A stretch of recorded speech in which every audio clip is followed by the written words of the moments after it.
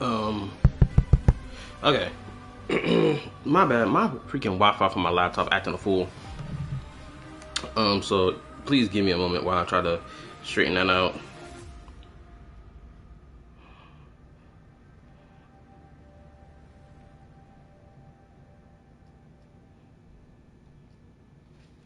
I may have to refresh my laptop page. Give me a second. That refresh button.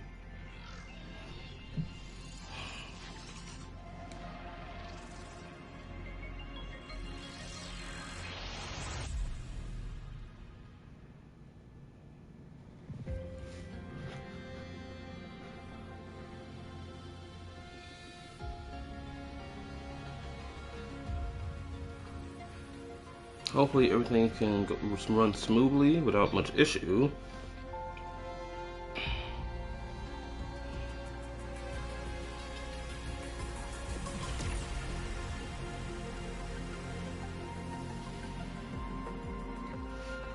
Bro, I don't know what the hell my laptop is on right now. Come on, bro.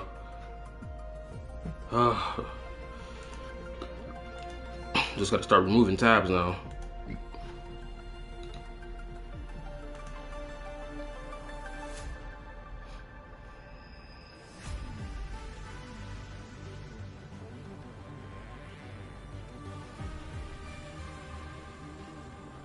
Okay.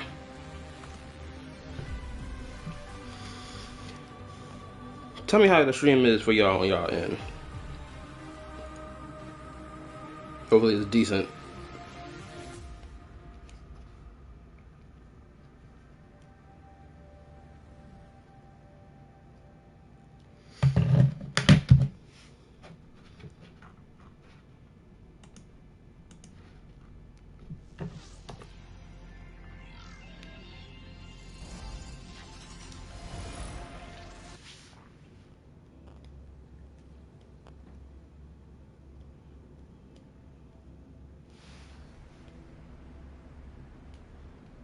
Okay, cool.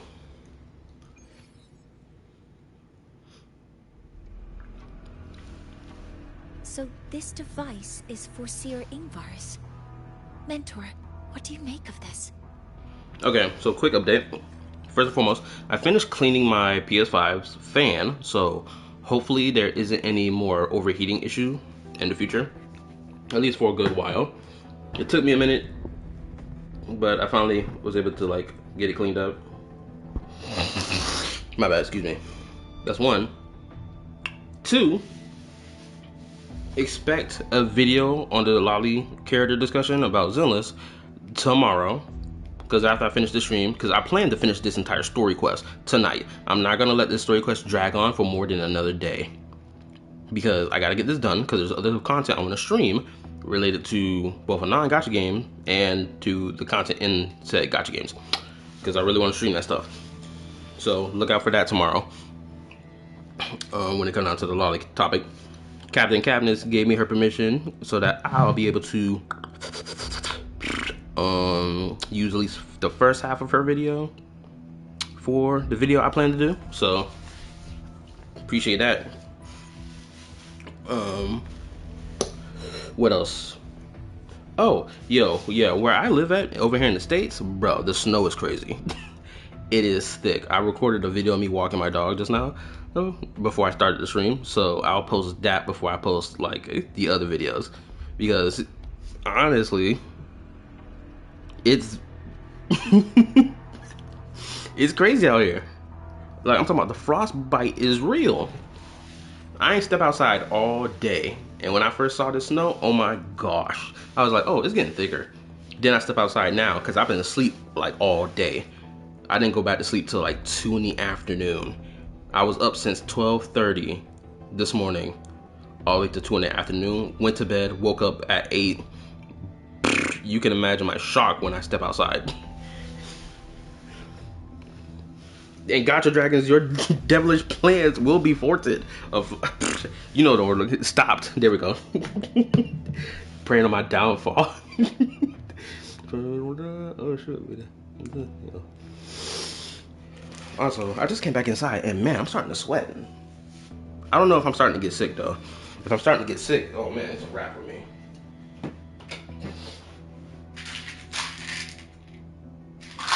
better take these now.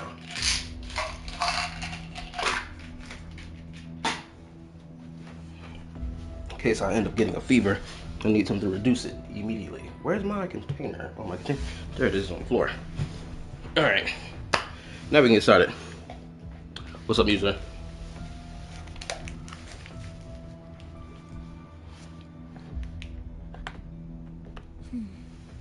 I trust your judgment. This Foreseer Ingvar is the one Maya mentioned before. The unappointed member of the Heliotic Six. Could it be an attempt to tighten his grip on power? Being sick will not stop the yap. Yes, it will. I promise you it will. The moment I get sick, it's a wrap. I'm not doing nothing. You can forget seeing a stream and a video for at least 2 weeks worth of time.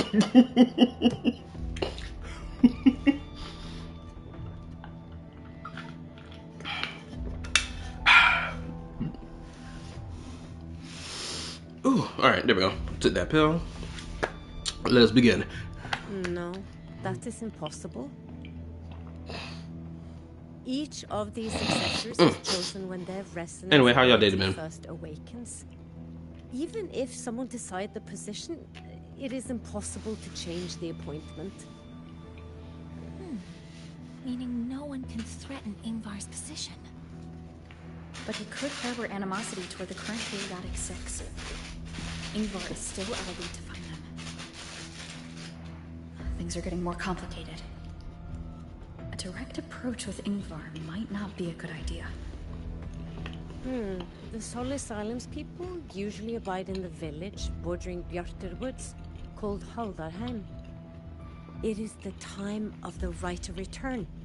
The Solisken will return to the Solis trees and to the Exostrider. As is tradition, Foreseer Ingvar will attend the rite. But you are not Roya. You may not be allowed to witness the rite.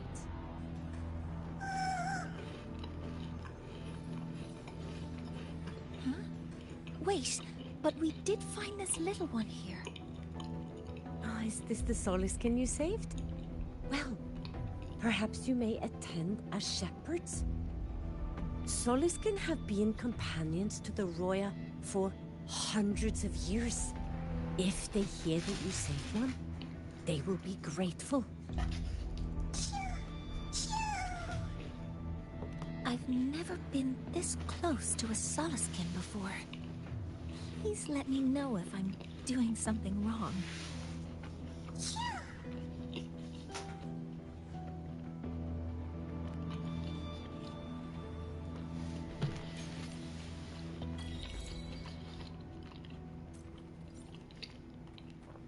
My bad, I was talking, I was munching.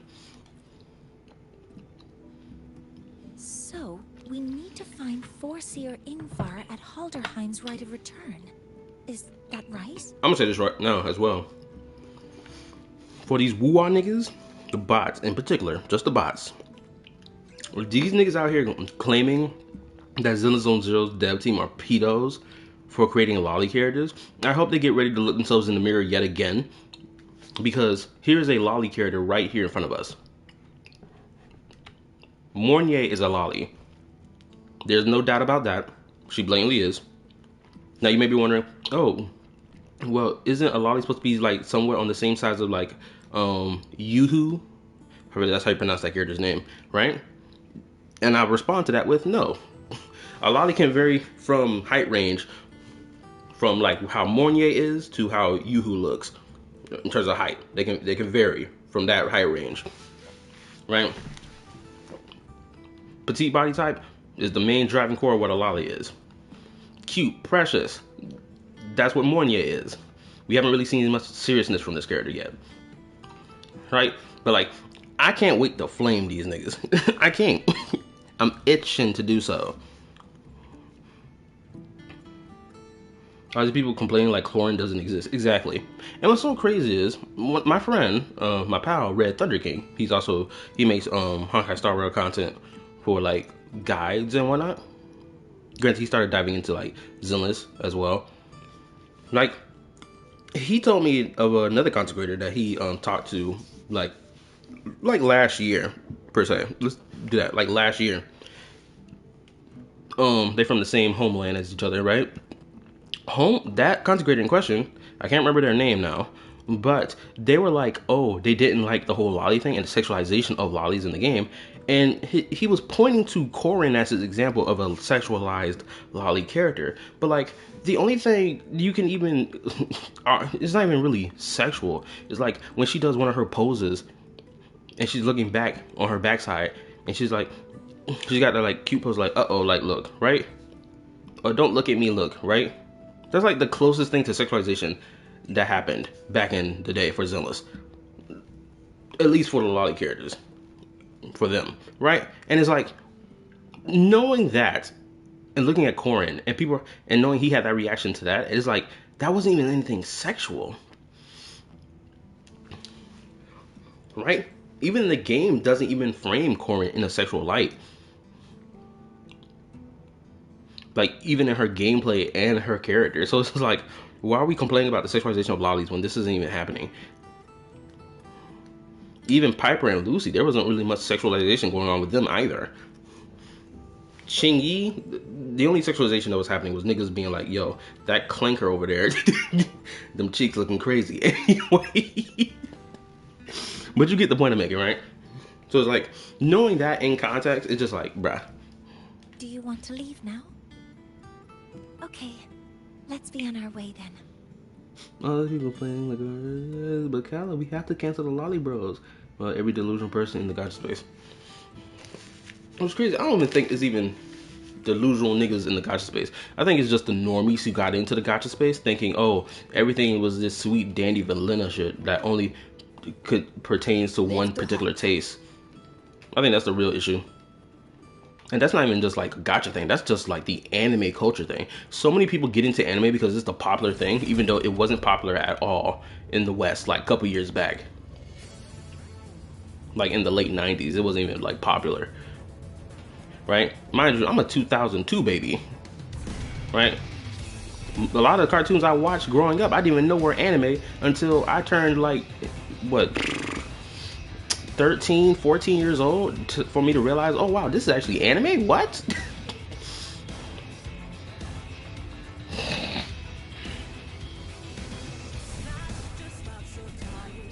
So it's just like,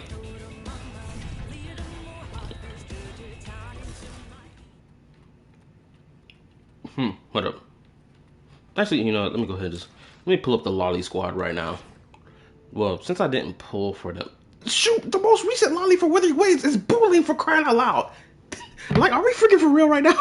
Any Wuwa nigga get on their high horse, someone told the Zillas devs are pedos for making lolly characters. Please tell me who the F is this then? Who is this? Tell me, what bothers you? Who is this freaking lolly?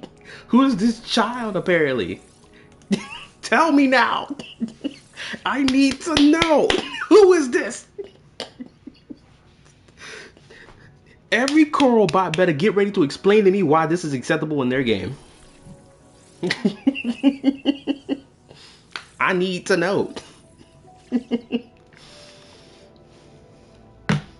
I agree, bullying is hot. It's a shame she didn't really have like a longer lasting presence in the game.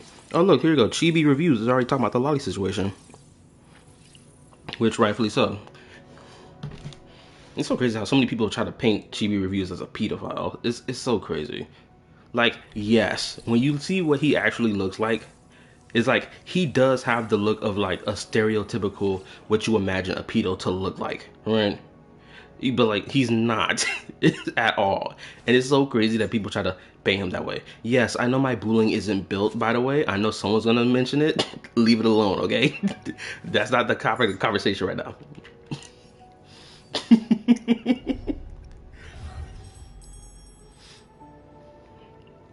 I swear, if they were to give bullying a freaking maid outfit, watch these niggas make every excuse in the world why it's acceptable. They'd be like, oh, well, bullying isn't actually a child, though. Shut up, nigga. Your argument holds true across the board. Don't be a lame-o. Don't be a hypocrite. Keep that business standing, bro. Actually, I gotta play this character more because I really do like her design.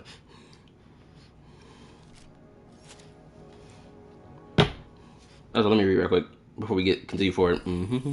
Lolly squad, watch out, projecting their insecurities on other people. Facts. Unironic, GP is unironically a rage baiter, and it's funny, not gonna lie. Actually, now that I think about it, would I count? Hold up. Sometimes I get a little carried away in battles.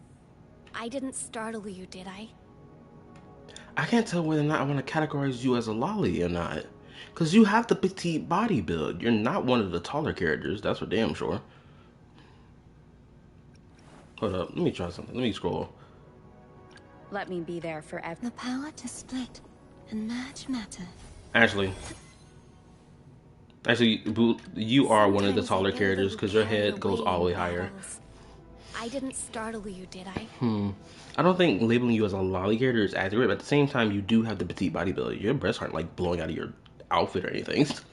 So, I'm kind of conflicted on Danjin. I may have to reevaluate you later. I'll do my best. Clearly not a lolly. Time for another adventure? Blatant lolly. I should try to smile. Nope. Perfect. Nope.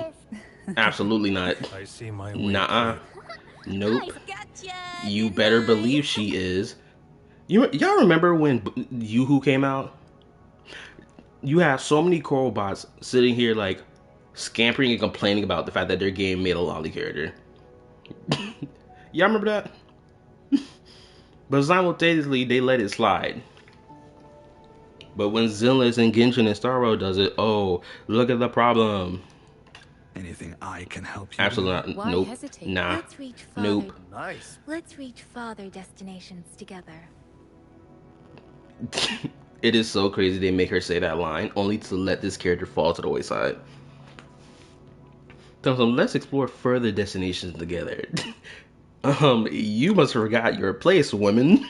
You don't get the journey with the main character. Because you know why? Because he's a perpetual aura farmer. You don't get to exist in his aura farming realm. Unfortunately for you. Nice pick. You won't regret. Another day. Nope. Yep. Tell me. Nope. Make this quick. Nope. Hopefully. Absolutely. We'll make new... The power to Yep, split you better believe this is a and lolly merge too. Like, bro, one of the most popular characters in this entire game is a freaking lolly, and she made bank. Now someone's gonna be like, well, more because she had like the big breasts and big booty. That's the reason why she made bank. Look, both things could be true at the same time. The lolly side of her made bank, and the big tootie and big booty aspect of her made bank as well. Legitly, premium 5-star lolly made millions. These niggas, Corobot niggas, ain't got no right to talk about nothing. Sometimes I'll do my best. Anyway, let's continue. Wait, can I level you up real quick? Hold up. Let me see something real quick. Tell me, what bothers you? Even her tone of voice and manner of speaking, someone could argue is sexual. At least for the case of bullying. Your script flows, chi pulses through. Now, I write talisman guided from above. Like, yeah, she clearly has an accent. Duh.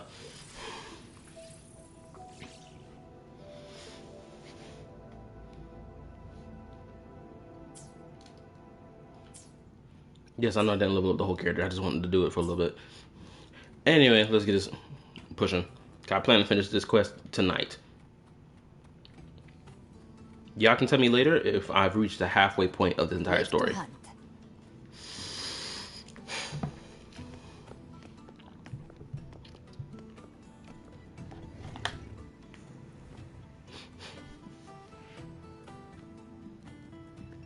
You too. Please halt.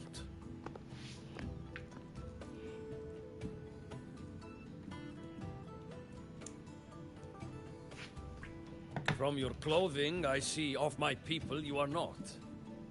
What brings you to Haldarheim?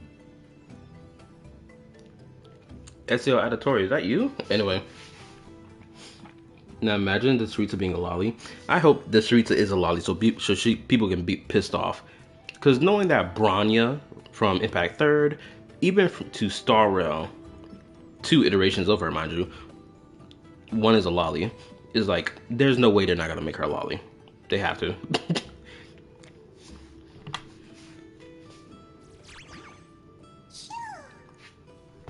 Because if you think about it, we only have one Archon that's lolly shaped, right?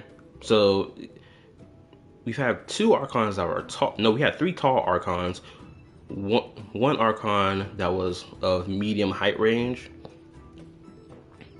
So it's like, taking all this into consideration, the Saritsa should be lolly shaped. Just like to have, you know, the variety of body size among the Archons.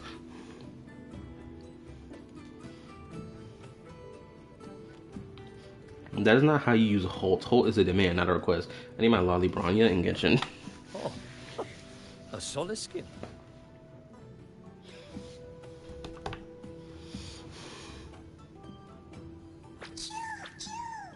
Can Vinci count as a lolly?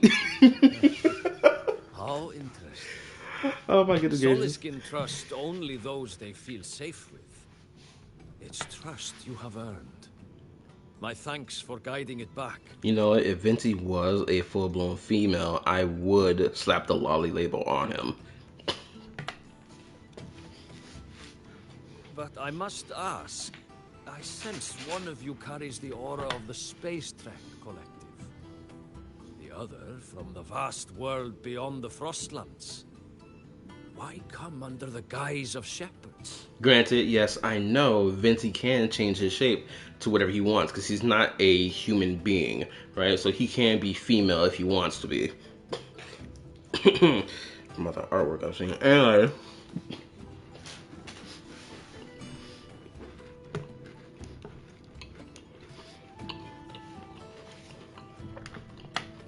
Not sure who here knows what Ingvar did. Best not to mention his name. Don't want to stir things up. We rescued the Soliskin from a void storm. We were told it needed to return here for the right of return. Void storm? You mean the one just before?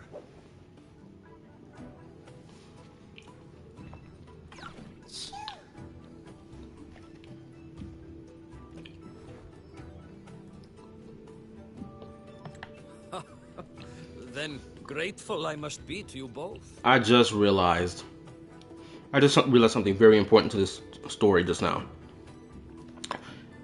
Knowing that the Void Worms attacked the Academy, right, taking this in consideration, and knowing that the people of these tribes live right outside the Academy, like outside the wall, and even on like the further like outlands away from the Academy, how in the hell did they defend against the Void Worm? How did they survive against it? I just realized that. How? Did they have the tools to fight back against these Void Worms? Knowing how massive they are?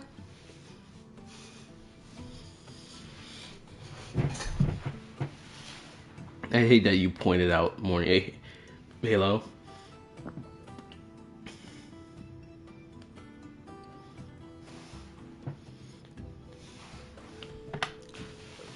Ask I must. The Void Storm. It happened near Atuya camp, yes? A shepherdess named Astrid abides there. Saved the stray Soliskin you did, yet entrusted to a true shepherdess you did not. Why come all this way? I forgot about that. Without a solid reason, he might start to suspect something.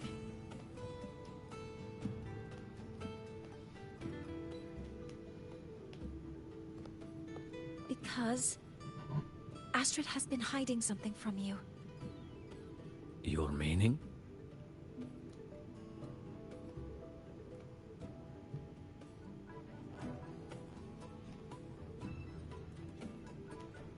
Astrid's daughter Maya is a student at Star Torch Academy. She conducted experiments that broke protocol and caused damage to school property. Maya is now facing harsh punishment. Astrid is busy handling the consequences and cannot fulfill her duties as a shepherdess. According to the Star Torch Academy faculty code, as Maya's teachers, It is our duty to address the repercussions of a student's actions. I like that they are focusing on Monier's character to show that she's not someone who like is well experienced in talking with others, especially face to face like this. She's not really well experienced in it, especially it's not her comfort zone, but she's slowly breaching out of her comfort zone to be more, putting herself in the front line, in the limelight. I like that. At least that's consistent right now. Since Astrid can't shepherd this Solaskin, we must step in to do so ourselves.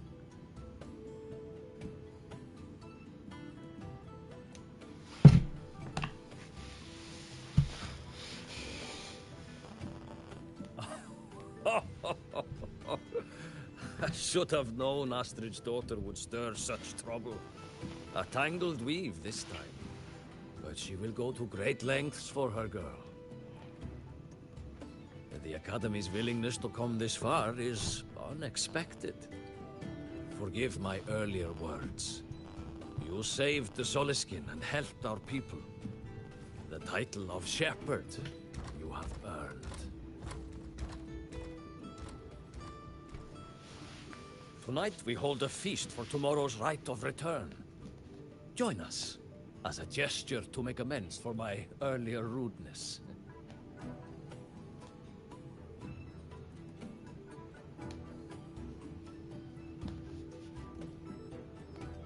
Come, from this day forth, the Roya call you friends.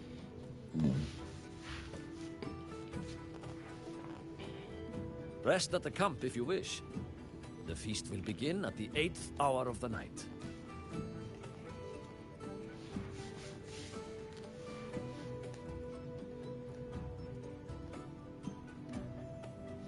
There's still some time before the feast begins.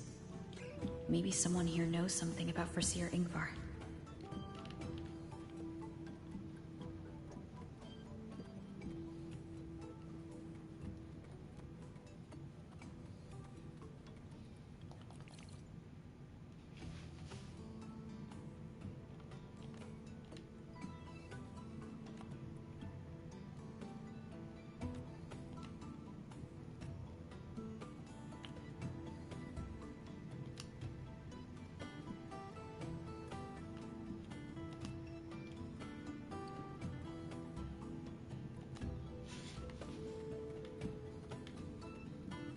You could sow an entire field using the Academy's mechs. That is the mechs doing the work, not you. Only by planting the seeds yourself can you know the true joy of harvest.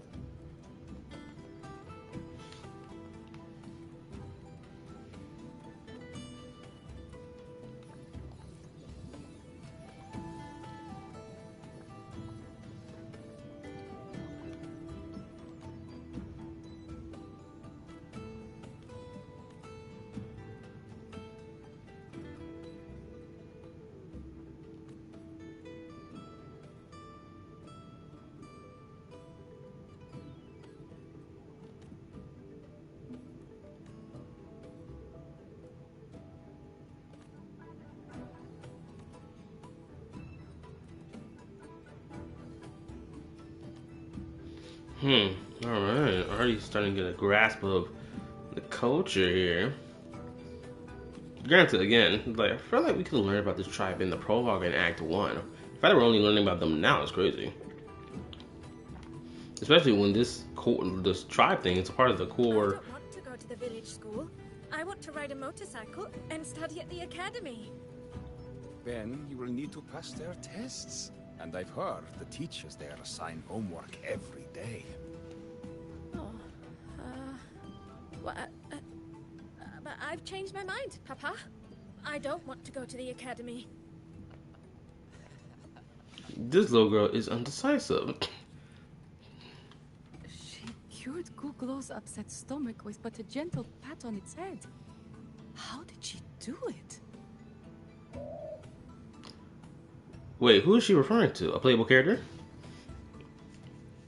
She cured Googlo's upset stomach. How did that girl manage that? Googlo is this little bird here. Lately it's been, well, cooing and peeing all over my house. I make my way selling handcrafts and berries, but Googlo's messes have been vexing me greatly. Then yesterday, when Sahira stopped by to restock some goods, she just gave Googlo a pat. Then suddenly the poor thing was well again. She still hasn't told me how she did it either.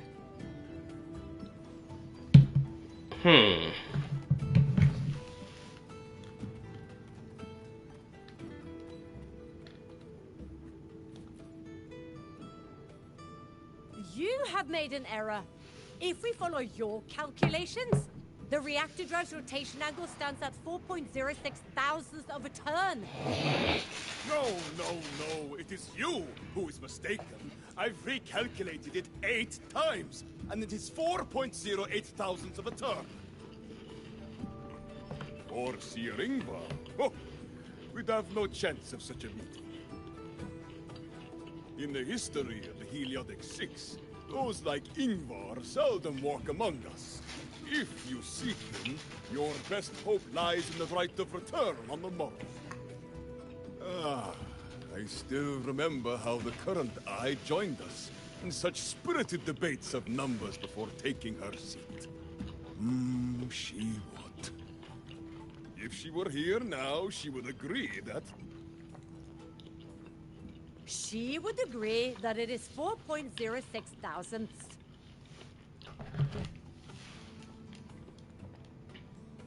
No, it is 4.08 thousandths.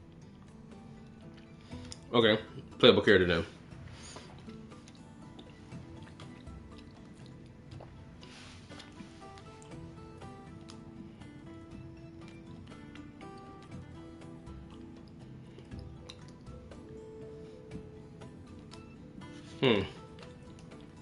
These two look like twins.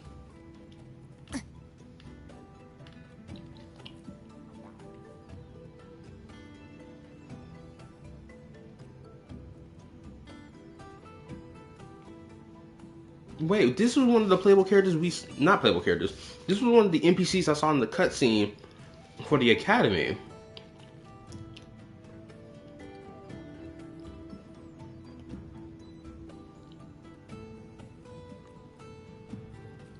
Oh man, they're talking about the Academy food. This was mentioned in the earlier part of the quest. Because the food tastes like trash. They're garbage. Got no flavor. And Mornier is responsible for that. Is it true that you come from the world above? What is it like there? Joachim, don't nose around in another's business. Oh wow, look at this. Did y'all notice this?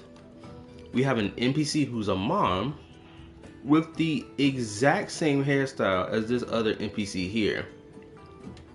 And I thought Withering Waves is like diverse and unique with unique looking NPCs. You got niggas sharing same hairstyles? How sinful. Anyway, let's continue.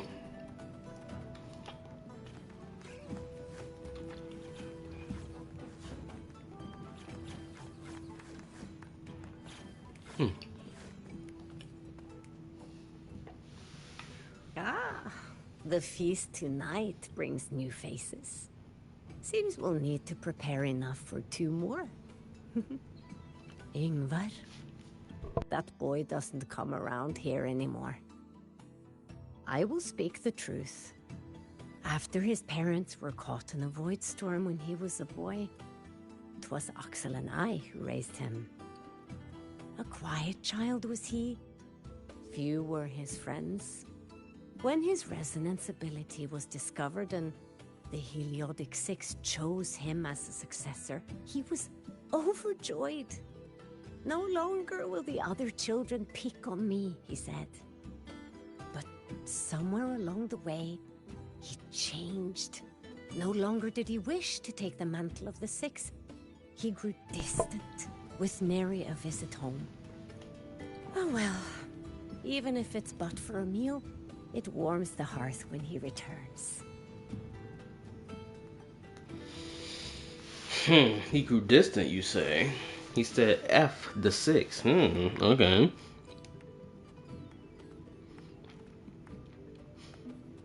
Oh, let me read. The underground, the drip.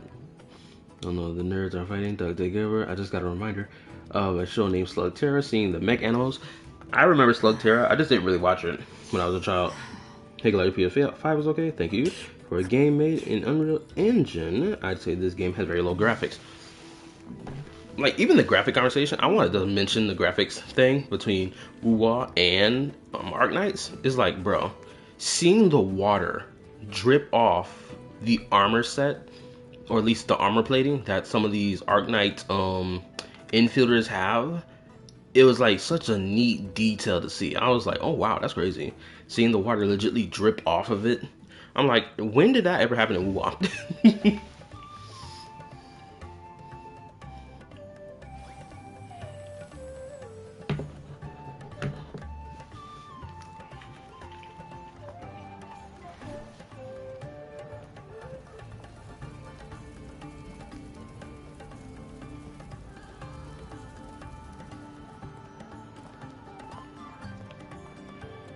Friends, it is time we feast. Tomorrow marks the rite of return, where we send our beloved Soliskin back to the great body of the Exostrider. Into radiant light, they will transform to join its sacred form.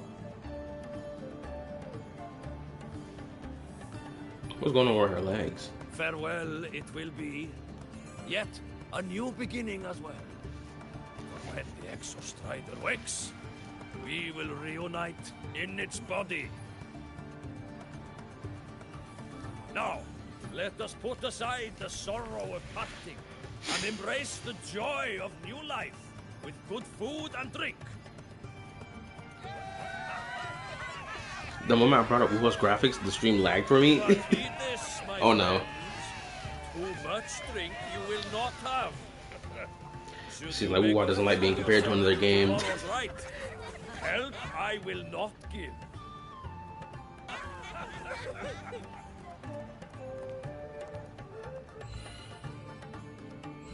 Seriously, what is up with them legs? Is she shy? Is this supposed to be like a color code thing to be like, oh, I'm shy, or I'm feeling type of way?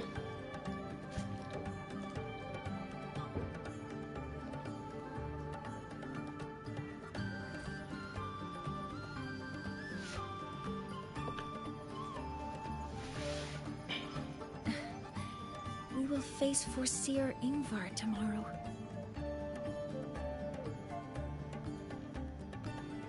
I've simulated 73 possible outcomes, but even so, I can't cover every scenario.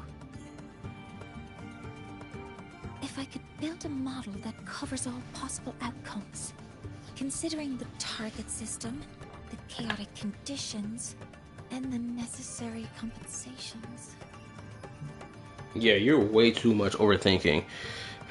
Only if you had something like Irminsul that existed in your world, maybe you could calculate certain outcomes of individuals. Only maybe. But your world doesn't have that. They have this pure white void of unknown nonsense that doesn't explain fate at all. And is like trying to usurp. I don't want to get into the whole thing, because that shit just didn't make sense. It wasn't clicking for me at all. You were quick on your feet earlier. You've already got this.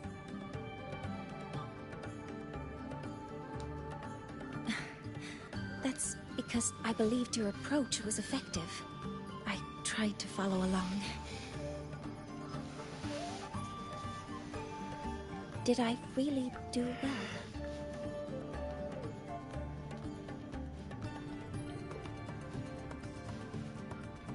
Good. Phew. With that in mind, you can relax a bit now, right?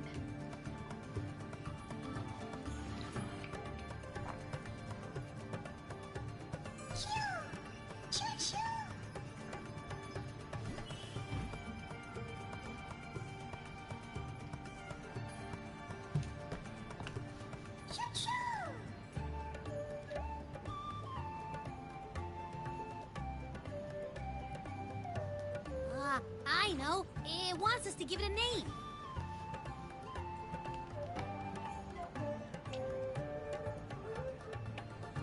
Well, since it's really trying to buddy up to us, how about we call it Buddy? Wait. How is it that Abby can know what exactly it's saying? How? And why doesn't no one comment on the fact that Abby can understand what it's saying? I feel like this should have been a moment for Abby to comment, or someone to comment on the fact that Abby can understand what this entity is saying. Right? Here we go. Another moment of Abby not being used in a way that helps lead us towards a certain line of thinking towards Abby. Despite the fact the story wants us to be like, to know that this nigga was supposedly a Thermodian formerly. Like, come on, you see what I'm getting at here?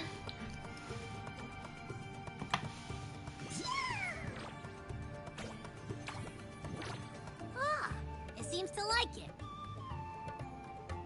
Buddy is such a terrible name. They could have done better with the name. And look how Abby just randomly appears out of nowhere.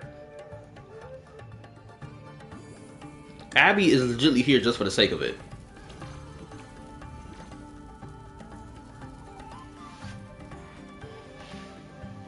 Hello. Will you dance with us and the Soliskin?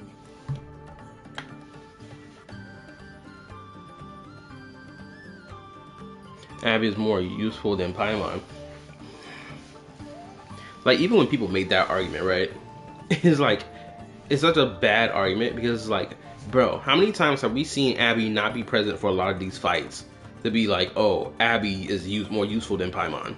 That nigga been gone most of the time. What usefulness is this nigga bringing to the party? Oh, he helped out one time, now he's ultra useful? Come on now. Like, Paimon hasn't helped out when the Traveler is like, what? Investigating a mystery? Trying to understand the truth of XYZ? Also, Rapture,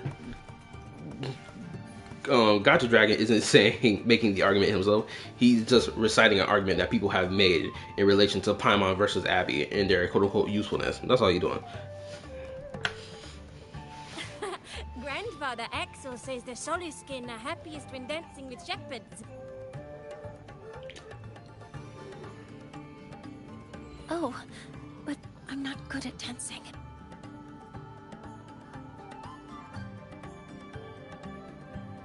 I'll join you. Let's dance with Buddy. What do you say? Hooray! Our real battle starts tomorrow.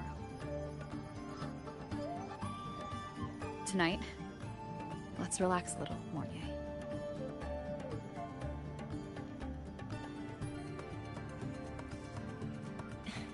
Yes. My mentor should take her own advice, too.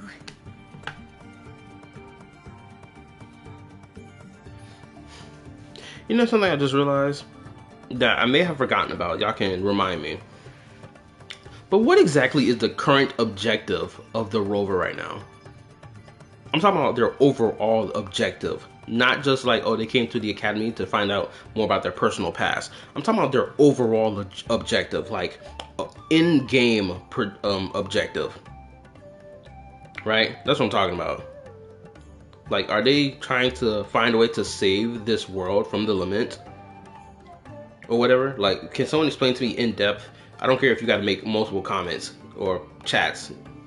Like, I need to grasp that as I continue forward. Because right now, I'm not grasping what the rover's overarching main goal that they personally have for themselves. Again, I may have forgotten it.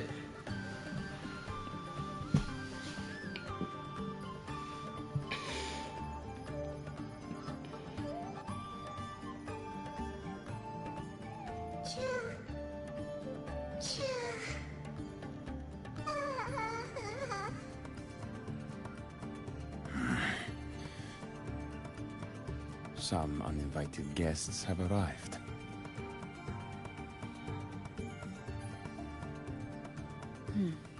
Where did Mornier go?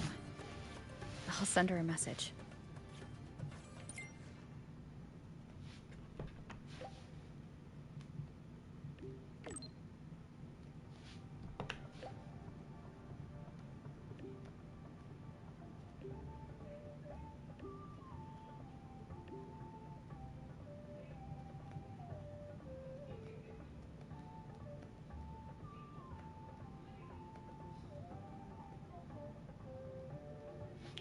So her legs can stop working? That is something she would say. Not that I know where the 13th planet of Norma is, but at least I can figure out where she is from the picture. Wait a minute. How can the rover know that this is something Mornier would say when this is their first time interacting with each other and her like getting a grasp of who Mornier is? How can you make the comment of this is something that she would say? My nigga, you don't even know her like that to make such a comment. I think rover resonance or whatever it's called got snatched by her. I just finished your reaction vid. Nigerian video?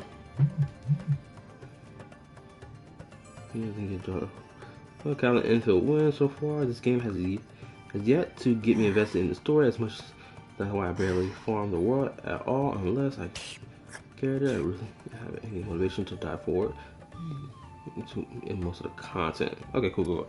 Kala infield win. Infield are probably gonna get continue play of the main story next week. Honestly. But that depends on how much crunch time I can give. Because, like, the Lantern Rite for Leeway, for Genshin just started. I want to get that done. There's some things in Zenless I want to get done as well. So it's like, I gotta try to time manage my stuff properly. If I want to get as much done as possible.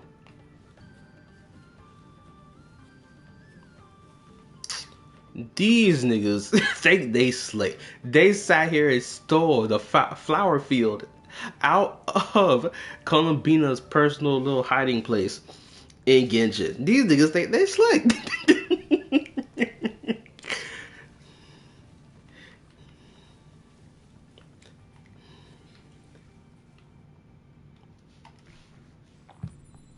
How do you feel on infield? I'm enjoying it. Granted, the pity system for the game is crazy, I'm not gonna lie. Still trying to wrap my head around that.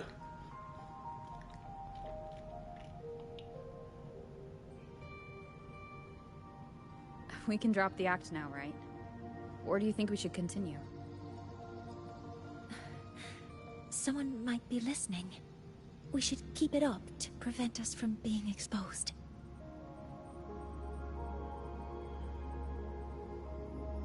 Do you want to sit for a while?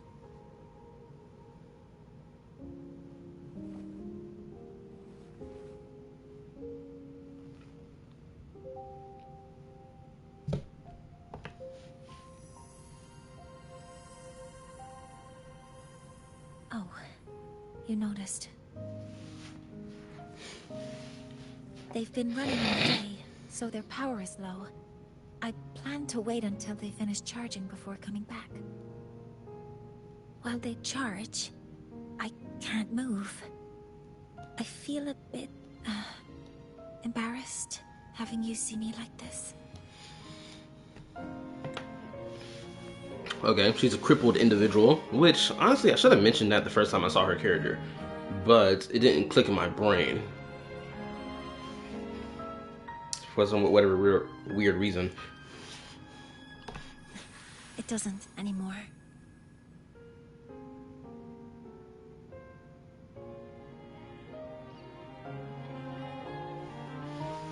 Alright, so let me read, because I know I'm missing some things. Objectively, it's the same like Genshin. You go to one nation, but you will be dragged into another nation problem.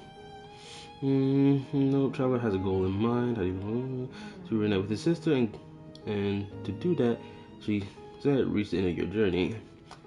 Well, I mean, MC's still on single objective. Well, if we're talking about the Traveler is actually doing two objectives, actually, not one. Granted, it may seem like one objective because both of the objectives align together with each other, because both can be done at the same time, right? The Traveler have to reach the end of their journey so they can see understand the truth of the world of Teyvat, and simultaneously they're on their own personal goal with reuniting with their sibling and being together like a real family again, right? Both of those goals are happening at the same time. In Genshin, they're just lined up together, and it just seems like it's one goal.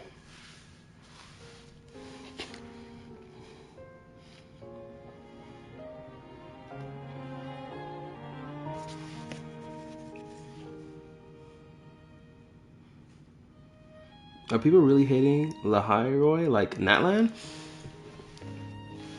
I don't really know.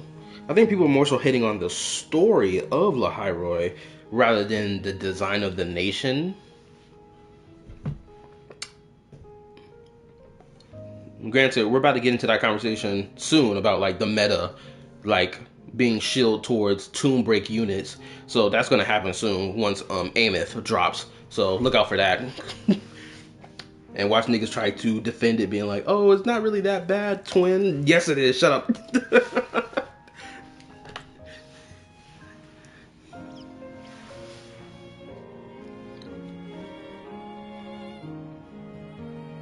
Before I had prosthetic legs, I had a condition that kept me in a wheelchair. Now, at least, I don't have to worry about being immobile anymore. I can finally chase after what I really want.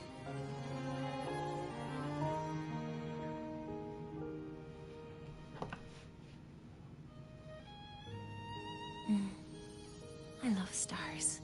Those are not stars. Beneath Lahairoy's frostlands, the stars here are actually just lights created by atmospheric arrays. Once, someone put it like this to me. It's because we see the stars that humanity imagines what lies beyond the sky. Maybe the stars are humanity's muse.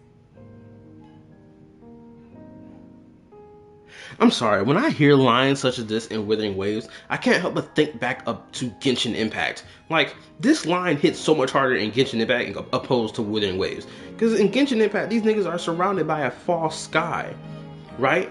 And we've had so many instances from World Quest to main story content where niggas are trying to break free from this false sky world to see the world beyond, right? And so when I'm hearing this here, it's like I get it in context to Lahai, this makes sense, right? I get it, but beyond Lahai, this line doesn't really hold much weight.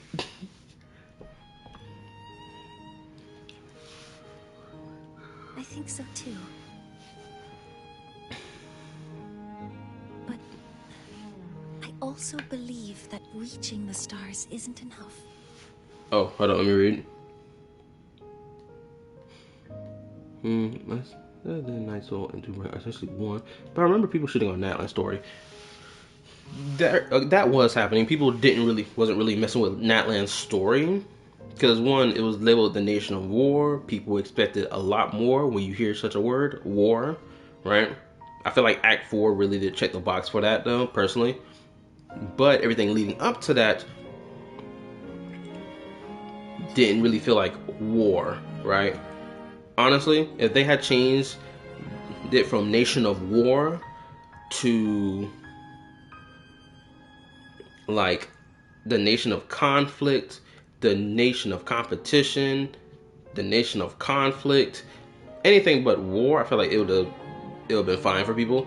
But since they used the word war in particular, it of course painted a certain view in people's brain.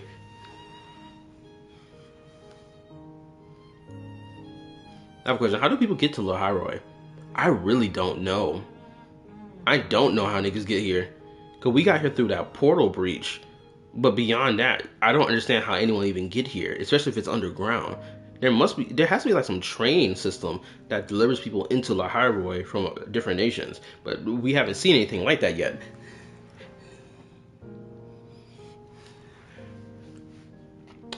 But anyway, if y'all want my personal thoughts about Natlan and how I feel about it, or at least how I feel that other people felt about it, go check out my Natlan video I made 8 months ago called Why I Think Natlan Dropped the Ball for a Lot of People.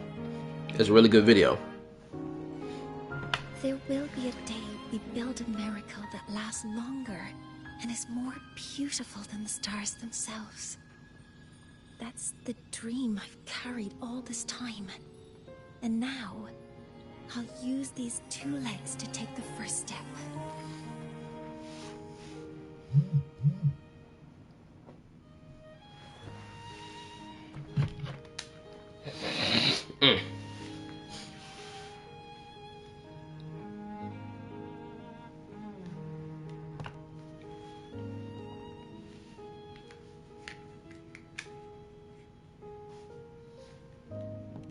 Exactly. This ceremony is how we retrieve the Exostrider's core energy component.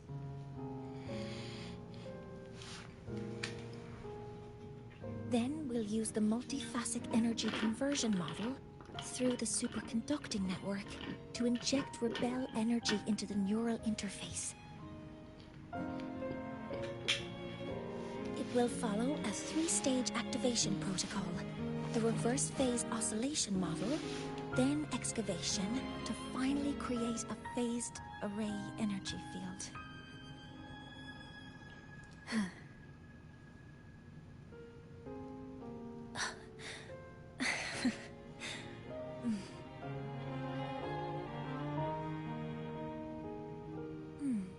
There's still some time left before my legs finish charging. Let's stargaze a little longer. I have this sneaking... Bro, the way they're framing this is ultra waifu label. Bro, this is unnecessarily pushing it hard. They didn't need to do that. Anyway, let me continue what I'm about to say. From that interaction, from that reaction we saw from the rover of being like confused about what she's talking about, I have the sneaking suspicion that past rover from 20 years ago, who had different memories, was able to engage with Mornier on this topic, and they were able to have a back and forth with each other.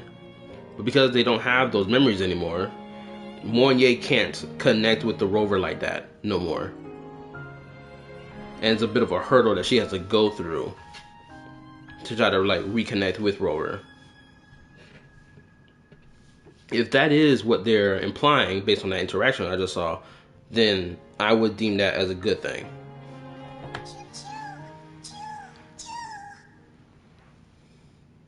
Okay, little buddy. I'll wake her up now.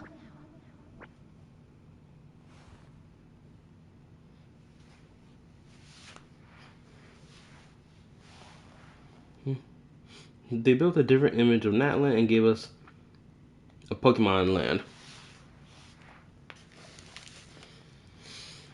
I can agree with the take of they gave us a different image of Natlan because of one, there was lore things related to Natlan. Well, from like the Genshin manga to granted, I know there's like a mistranslation for the Genshin manga, so I understand that in context. And then you had like the Marjavari being mentioned in passing. That also gave us an idea that maybe Natlan is a more harsher environment in comparison to other regions. Then you had the first ever Natlan character ever being shown in the Teyvat teaser trailer, which was a Yin-san and how she's dressed. And the way the Teyvat teaser trailer talked about Natlan's Archon Quest, it gave the feel that it was going to be a man versus man story versus a man versus nature story, right? So I can agree with the idea that Natlan, from previous pieces of information before its eventual release, did give off a different image in people's minds in comparison to what we ultimately came to when it finally released.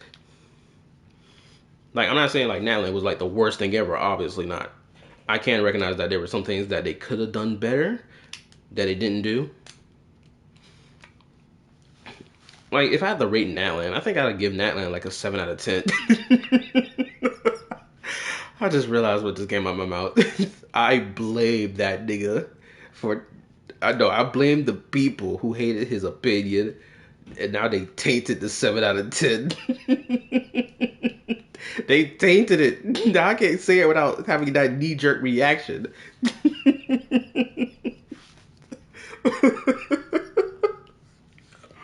Oh my goodness gracious, man. Oh, bro, I hate niggas, I swear.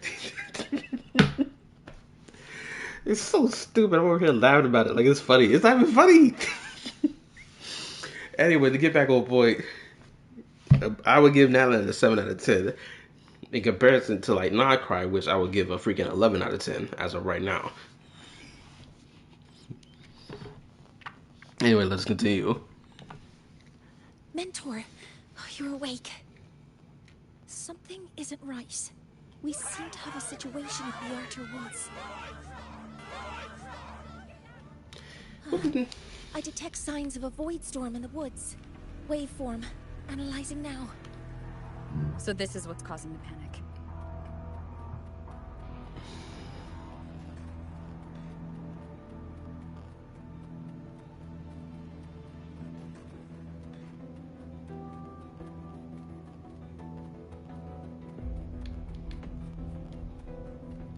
Yes, I know I could have used the bike, but I just like running on the ground more.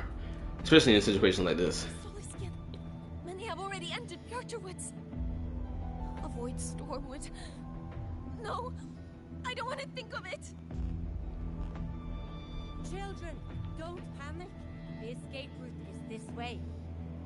The Roya have survived worse disasters. Take care of one another.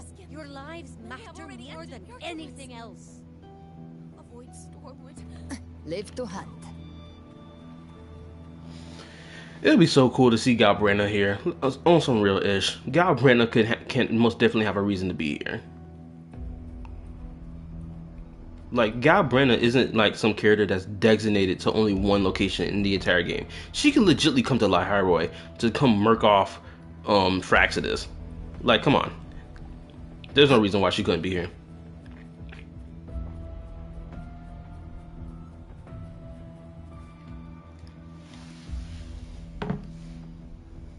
What is it that brings you here? With the Void Storm's fury upon us, it is no time to enter Bjartur Woods. This is a disaster not seen in centuries. We have always believed the Solace Tree's light protects the woods from such storms.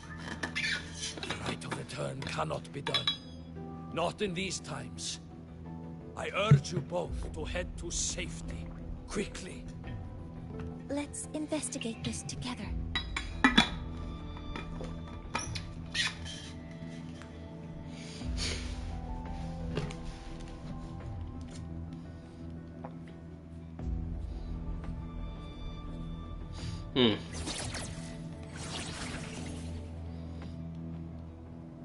You know, it kind of makes sense now why she was, you know, riding her flying sentry earlier at the start of this entire quest. Cause like homegirl legs need to recharge.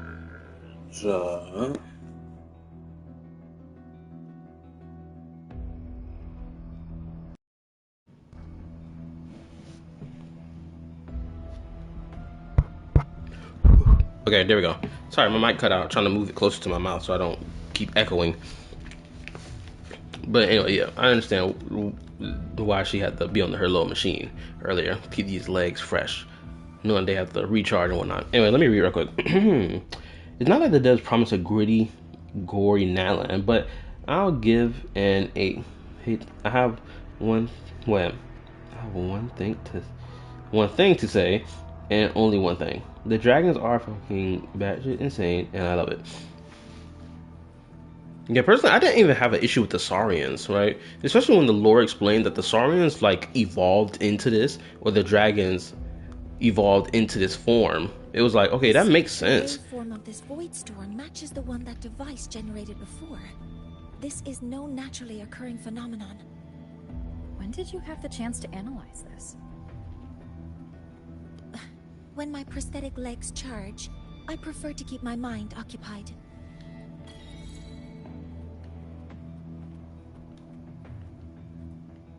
It says that we can't interrupt these little bastards.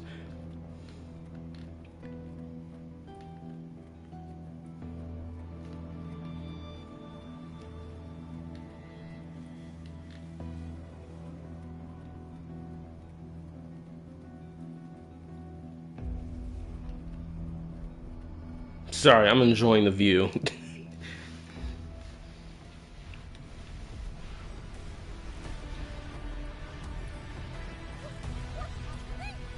isn't right! Help! Be careful! Don't get caught in the void storm! The marriage gold. Then what's the other one called?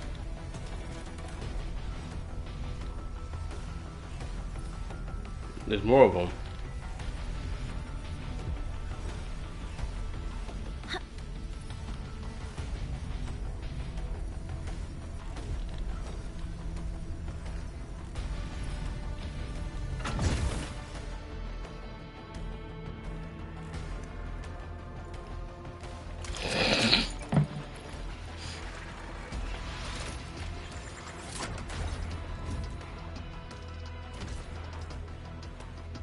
Be careful.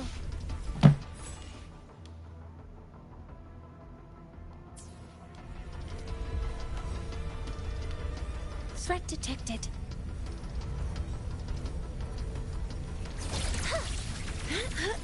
Converting energy.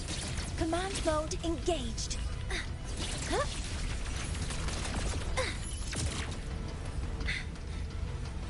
Seize the window.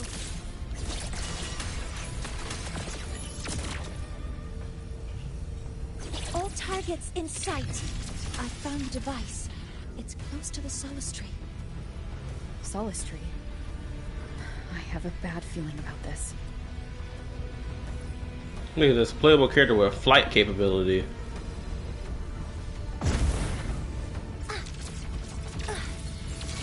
Initiating criticality protocol.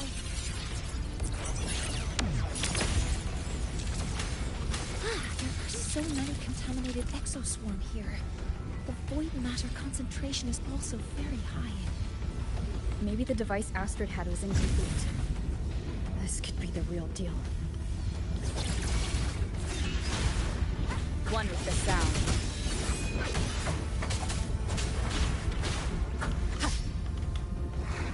You will obey.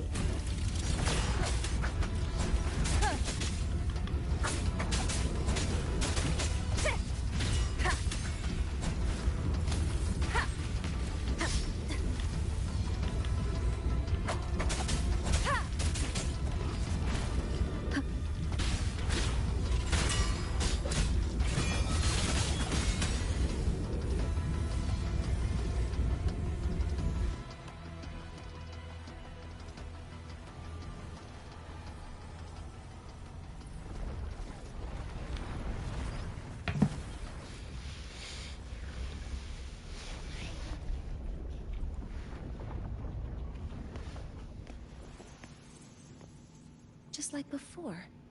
When it's disabled, the void Yo, what's storm up? Hello. stops. However,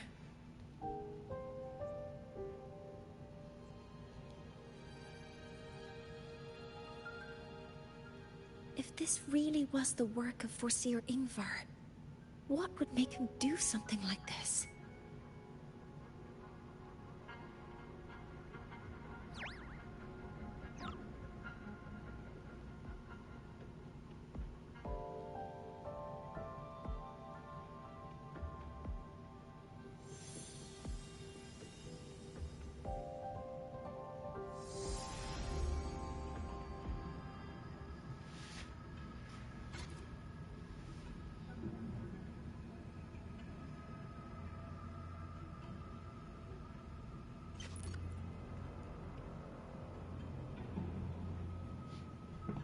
Do not worry.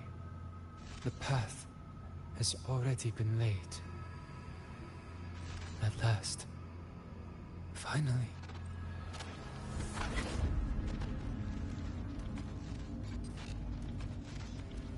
Oh, that's crazy. Mentor? Mentor, are you all right? Did you see something again? It seemed worse than last time.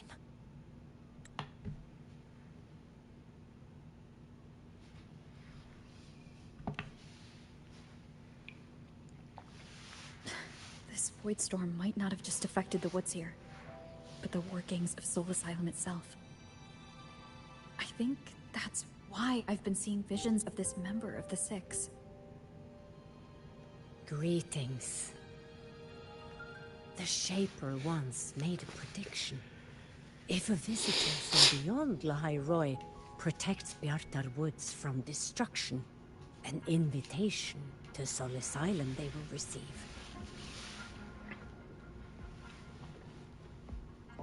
Now, the one from the prediction appears. Soul Asylum awaits your arrival.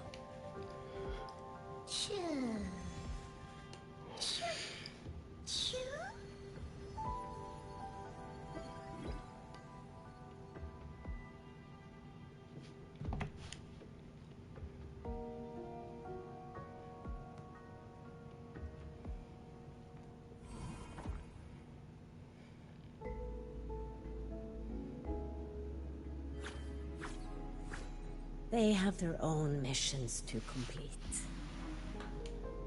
The road to Solar Asylum is here. Please, follow this path.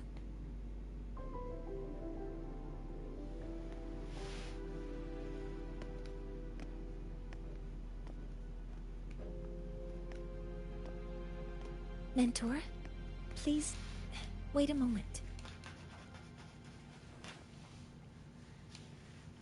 There's something I want to say to you.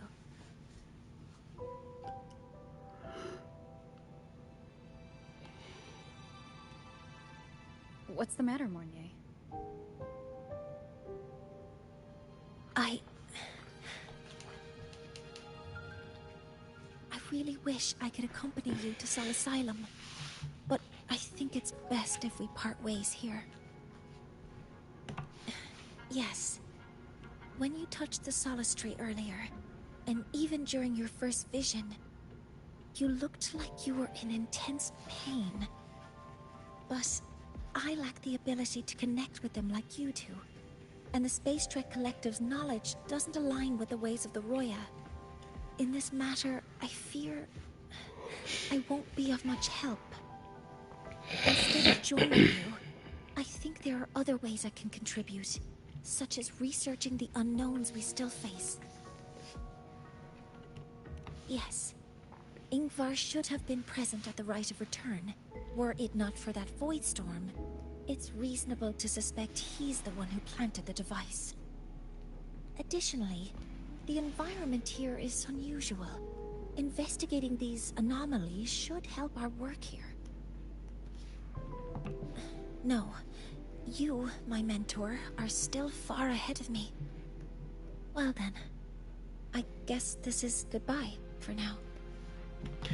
If you're in any danger, call me. Again, Chisa was only a dial away. You too. Please, take care. I'll see you when we regroup.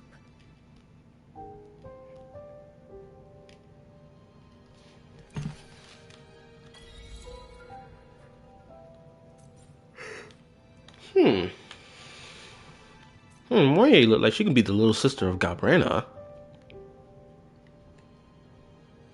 Oh my goodness gracious, they do look like sisters, don't they? I can see it. Let me read this. I will say, I will be switching back to female rover when I get that school outfit. Male rover doesn't seem like they tried enough as that sounds. I can agree. Male rover looks like trash. Like, even like his original outfit is like freaking lame, let's be honest. I've seen that outfit before on other male characters.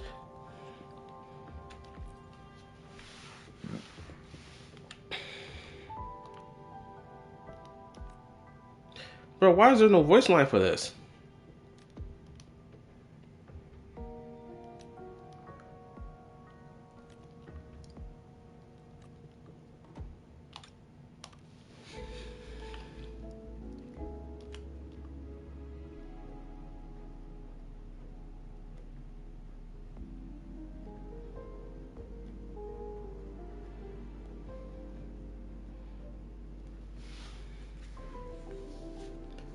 Okay, so this prediction was made centuries ago.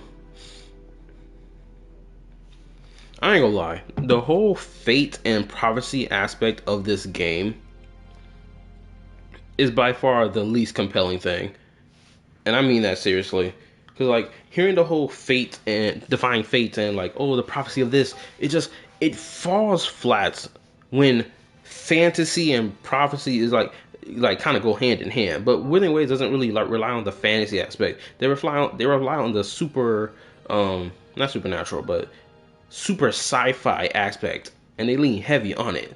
So it's like, when I see prophecy and fate mentioned in this game, it just, like, it kind of turned my brain away. It turned my brain off. In comparison to, like, Genshin mentioning fate and prophecy. Like, I know someone will be like, well, don't you play Star Rail? Isn't there, like, fate and prophecy in Star Rail? Yeah, absolutely. Right? But the fate and prophecy thing concerns, like, the thing of the entire cosmos. Granted, that's not a good enough argument. Hold up. is because we start off with the game mentioning fate and prophecy, right? Whereas like, oh, the Stellaron hunters left the Trailblazer here because he's meant to go on this destined path or whatever to fight against the path of destruction, because he's going to eventually clash with Nanook personally, and he has to make a decision. They mentioned that at the start of the game, so that makes sense for why we went going on our journey in Star Rail.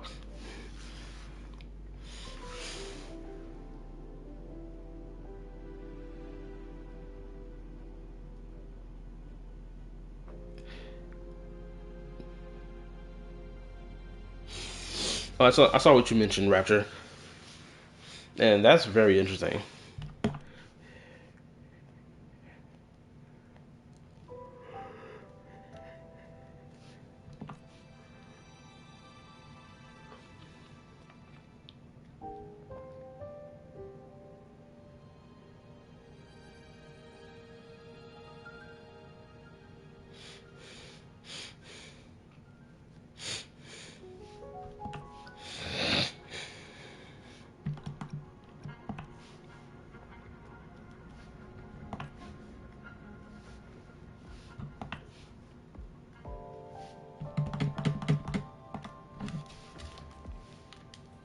Live to hunt.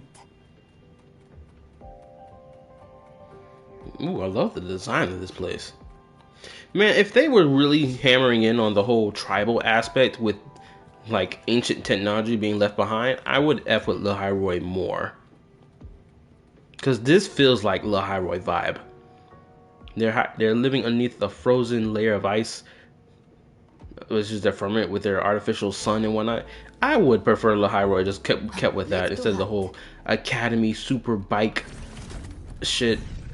Honestly, this does feel like this is Natlan 2.0 version, but like it's still falling into like the same issue people had with Natlan, in particular with the technology aspect, but more so the high-tech bike. The high-tech bike that Mavuika had was the thing that kind of broke the camel's back. I ain't gonna lie to y'all.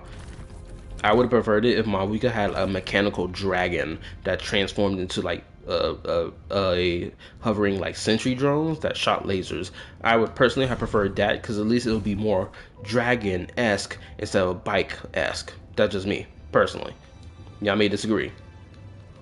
And also the fact that they took forever to show off Mavuika's bike also plays a role in why people didn't F with it, because throughout the entirety of the Archon quest leading up to Act 5, there was nothing that could have prepared us for the idea of like she had a bike.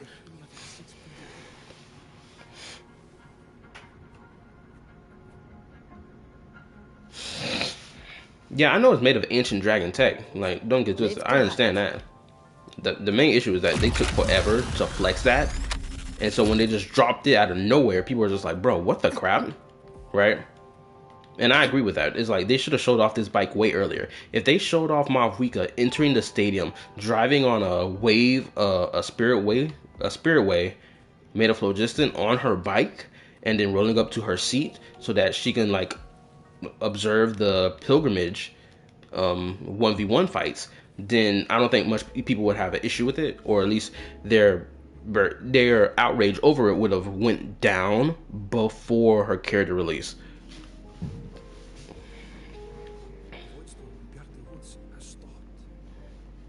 That must be the hero who stopped the destruction.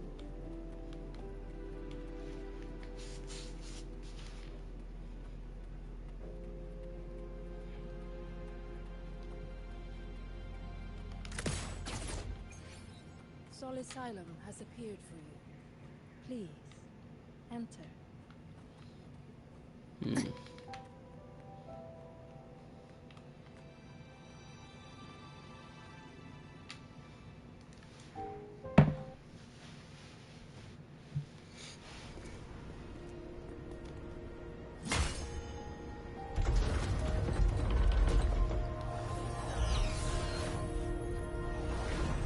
Bro, what?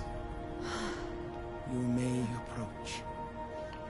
The Heliotic Six are expecting you, as Did it was just predicted. Bro, did this thing just manifest out of nowhere? Am I tripping?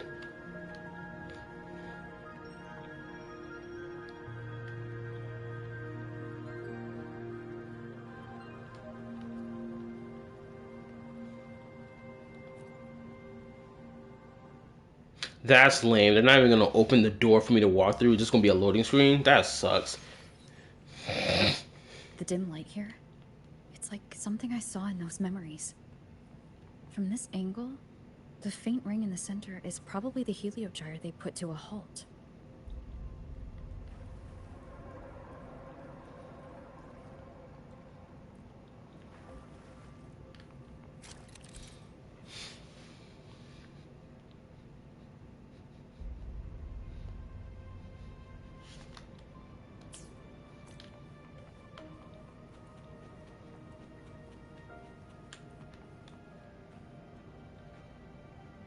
The binder.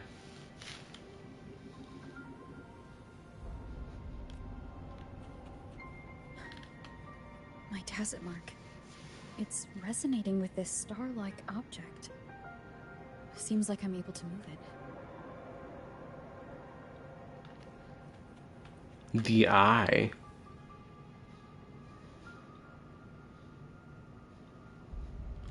These niggas are locked in place.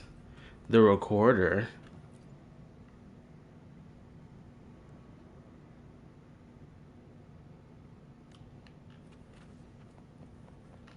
The refiner. Of course her name is the refiner.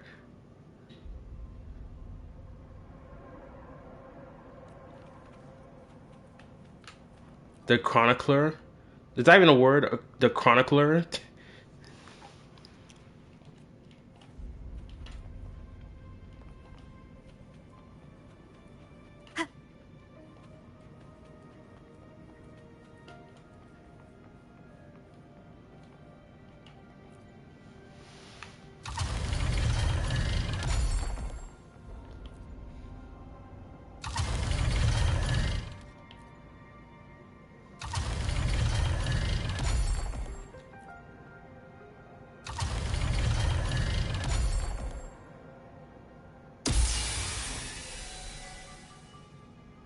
Aligning the pattern on the star with the heliogyre makes it glow. It's feeding power into it. If I channel light from all directions, I should be able to restart the heliogyre.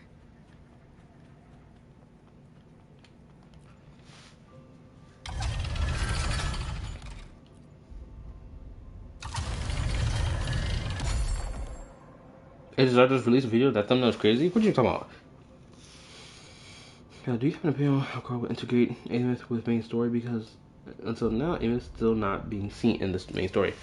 I don't know how. They're probably just gonna pop her out of nowhere. The rover probably gonna randomly come across her and be like, "Oh, who are you?" type ish. Or better yet, watch Amos be like, "Oh, she's this pop star idol, virtual idol that everyone on campus talks about." But Rover apparently never came across her the entire time they've been here. Watch, it's gonna be something like that. Did you know the Charler had on a cat helmet with Ride with My Wigo? I did not know that.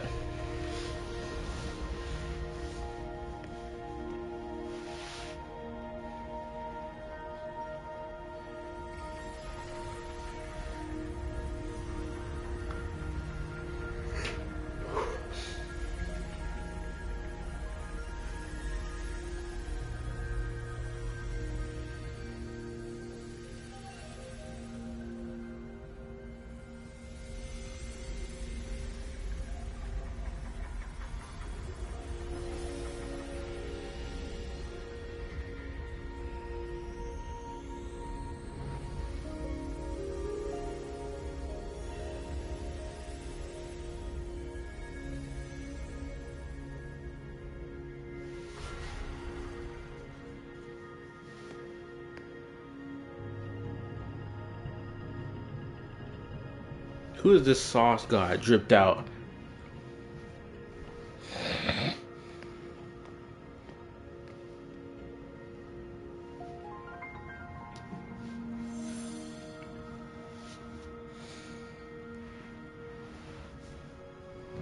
Is he asleep? Oh, never mind.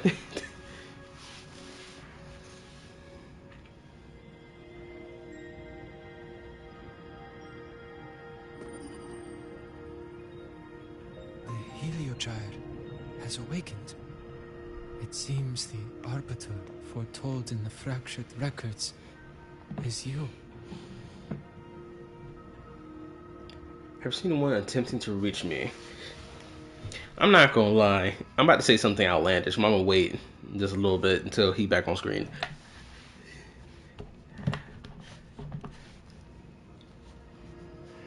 Yes. With great reverence is your presence here met. I ain't gonna lie. You can tell this man gets crazy amount of pussy. You can tell. The amount of women that probably be just lining up, just be bending over backwards for this man must be crazy. He the type of chick who, hold up, I said chick. He the type of fella that probably also be like, well, if this is your tithes and offering, I shall gladly accept it in the name of God. Amen, hallelujah. And just get to clapping these cheeks up. Not gonna lie, I think Rover gonna be the next one on the plate. At least female Rover. Solace Island, as you see it, is not as it once was. 5 of the 6 have lost their minds, and the light of the Heliogyre no longer flows. This is why I summoned you.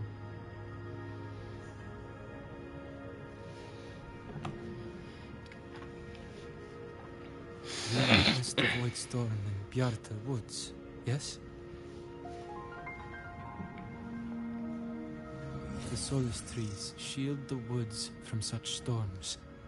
Yet, through malice and dark intent, corrupted were the roots. And so too, the Heliogyre. Okay, I guess that somewhat explains how they survived against the Void Storm that hit the Academy. The others succumbed to the corruption. Only I was able to sever my link to the Heliogyre before the corruption could claim me. With the last of my strength, I turned the 6 stars to halt the Heliogyre and prevent the corruption spread. That, at least, ensured that when my strength failed and I fell into slumber, untouched by others, the Heliogyre would remain.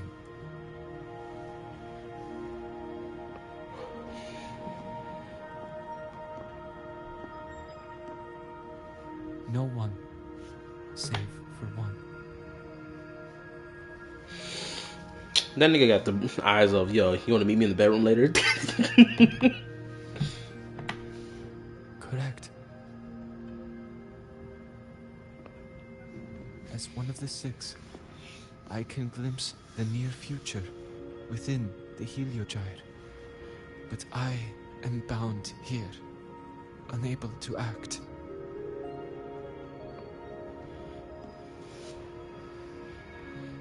All I could do was send a Solaskin entrusted with my message to you. That Solaskin that vanished just outside the Academy. Because of your actions, the source of the corruption has stopped. The stars are now aligned, and the Heliogyre turns once again. But the other 5 are no more. They can no longer fulfill their roles within the Heliotic 6. I have one final request.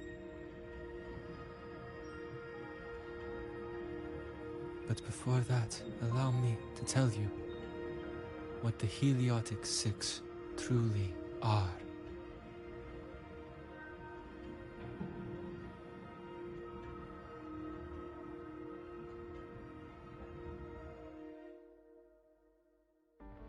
Centuries ago, a calamity awoke beneath the ice.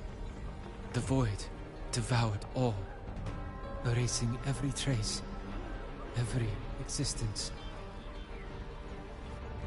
In darkness, the Exostrider's blade sealed the threat deep below. It drew its fiery drive, a light that would never fade, lifting it high over the Lahai sky. Under its glow, the frost did melt, life blossoming with Exoswarm aid. Yet the calamity stirred. This looking like Sumeru and Forbidden Knowledge right now. Thus, the 6 wisest among us became the Heliotic 6. The Exostrider's lens became our Heliogyre. From the drive's turn, the season's laws we discerned. We shed all idle thought to link our minds to the Heliogyre. Our shared cognition converged for mortals to touch the edge of the divine. This even feels like freaking Sumeru. Oh my god. Since then, the Roya have walked Lahai Roy. Is this not the priests that are at the Temple of Life defending against the Forbidden Knowledge that tainted the Sumeru desert? Oh my gosh, why have I only just not piecing this together? Computational power, weaving a vast network to reach the Exostrider in a dimension beyond mortal understanding. The data we provided to the Space Trek Collective was interpreted through this network. But now, the only one who can continue the calculations is me.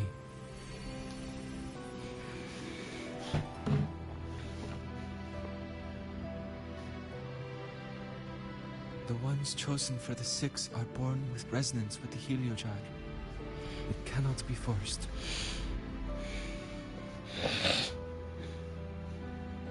Now the remaining 5 cannot calculate, and there are not enough worthy successors. Even if the Heliogyre resumes its rotations, unable to interpret its readings, we will be.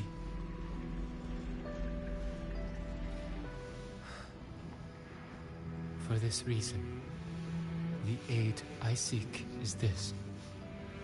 With your authority, allow me to bear the calculations of the 6 alone, and act in their stead. The Heliogyre was meant to be interpreted by 6. If you bear all the calculations alone, what will become of you? I'm not gonna lie. This moment being framed in this emotional way, despite the fact we just met this guy, is kind of crazy. Like, am I the only one feeling that way right now? And on top of that, this is something else I wanted to say. This moment that's going on as a whole, this feels like we're at the end of the Lahai story. Does it not?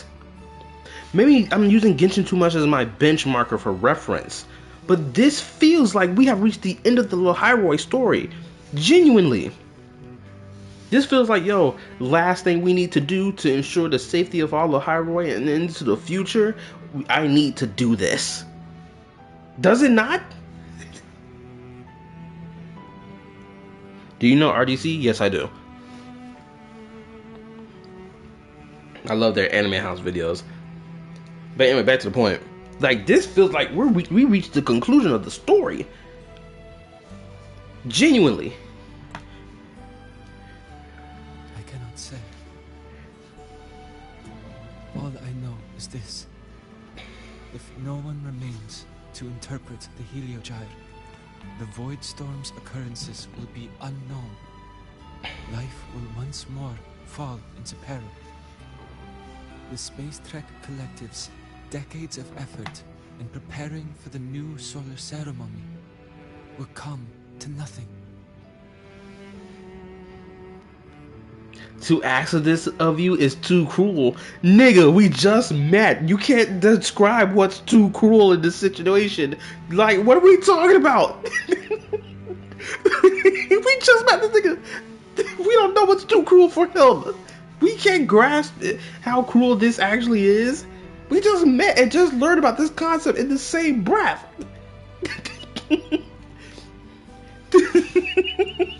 Maybe I'm being a bit of a hypocrite. Maybe this has happened in Genshin Impact before. Someone let me know. Someone prove me wrong right now. Did you see that skit about how fast anime characters make fans? Yes, I think I did. Maybe this is an old skit, or if it's a recently new skit, then no, I probably didn't see it. Because I haven't watched their content in like a couple years. Maybe this quest better suited for a world quest, not main story quest. Possibly. Since the moment I was brought to Soul Asylum as a child, I have never once seen the world beyond. In the Heliogyre's light, do I glimpse the universe? And in seeing life rejoice under my protection, do I take comfort?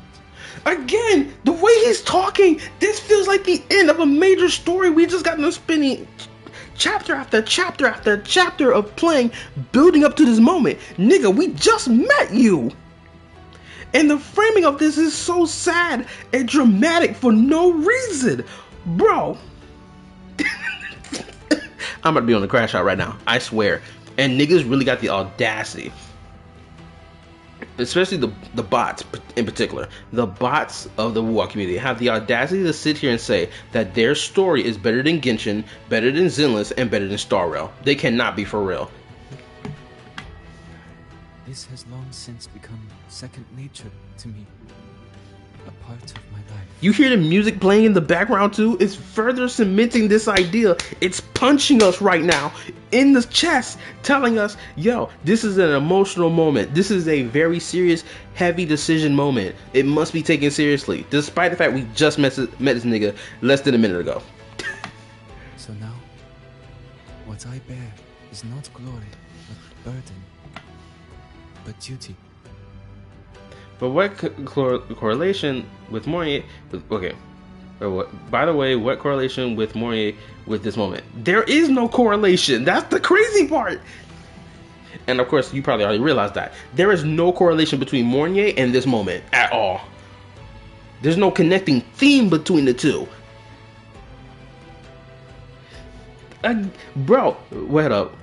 Well, better than find not ML. Yo, I could tell a bot probably has said that before. You probably saw a bot say that. Genuinely, I can legitimately compare this to again. Shoot, I can talk about Finon. Praise to the sun. Anyway, Finon is a superior version of this character, and we spent time with him before his big story moment.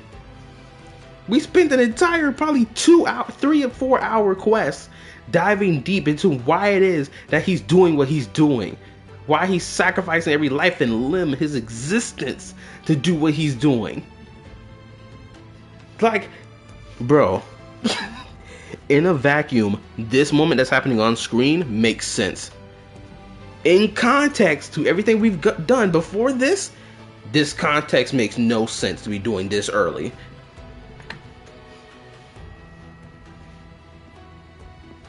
Arbiter, please, grant me this authority. Agree, we only have one option. What is this? These niggas really do not know what they want to do with their story. The story structure don't make no sense. Oh my goodness gracious. I ain't gonna lie, I got a little drowsy. I'm gonna be honest with y'all. I did get a little drowsy once we started this whole moment up. But now as I'm sitting here yapping, it's woke me up. And I'm in a full-blown crash out right now. This scene, in context, makes no sense to everything that was happening earlier. This is too early. It's way too early for this. I respect what you wish to persist. This nigga fake. Hold on, I got something to say. I'ma wait. Ooh, Rover is such a fraudulent nigga. Oh my god. Hold on, I'm gonna get into it in just a moment.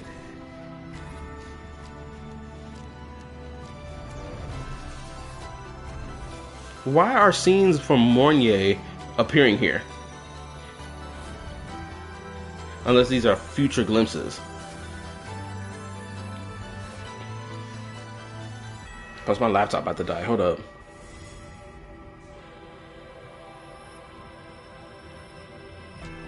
They feel like they wanted to make their own Finon clone, only to F it up. This is... Okay, now I can talk about it.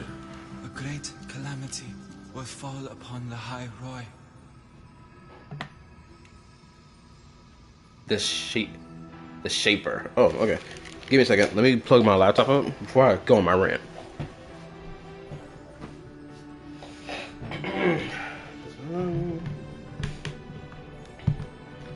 Alright, laptop has been plugged in. Now, let's get into it. I'm gonna explain to you why Rover is such a fraudulent nigga. let me two-faced, if you will. Let's get into it right now. I know Vincent is probably gonna mention this in his video, in his part 2 video about Wu-Wall's 3.0 story, right? I think I may have watched a glimpse of it because it's probably just not coming back in my mind what he said. The fact that the Rover is willing to be like, I accept your decision for sacrificing your life for the greater good of everyone. Is this not crazy that the Rover, is being like, oh, you can do that, twin. I accept your decision. But when it came down to Lupa, not Lupa, who was it? Who, I'm trying to remember. You know, that forgetful character. Who knows who that is? Anyway, but when it came to the Rover bent over backwards in a very emotional reaction, being like, I gotta save right? It's like, nigga, huh? So you gonna go? You know what's so crazy? No, let me say this. If I was playing Mel Rover, I would have been like, yo, I get this, like, let this guy die because, like, we came here for the hoes, you feel me? We gotta save the hoes, not the bros. But unfortunately, that's not that type of story. This is not that type of story. Withering Waves is not this type of story, or at least they try to paint themselves not that type of story. But clearly, the hoes come before the bros in this game, blatantly. So it's like, you have the Rover go out of their way to save Yuno, but then when it comes down to this male character we just met, F you nigga, go die? Like, bro, what? Oh my god. How is it that the Withering Waves game, the superior content, the superior product, this, that, and the third, is dropping the ball on its story? How? Isn't this supposed to be better? Is this supposed to be immaculate, the greatest thing since sliced bread? Like, am I misunderstanding? Someone explain to me. I would love to be proven wrong. I would love for someone who plays Withering Waves devoutly, who genuinely believes that this game is the superior game, to explain to me how this makes sense. I would love for someone to explain it to me. I need to know.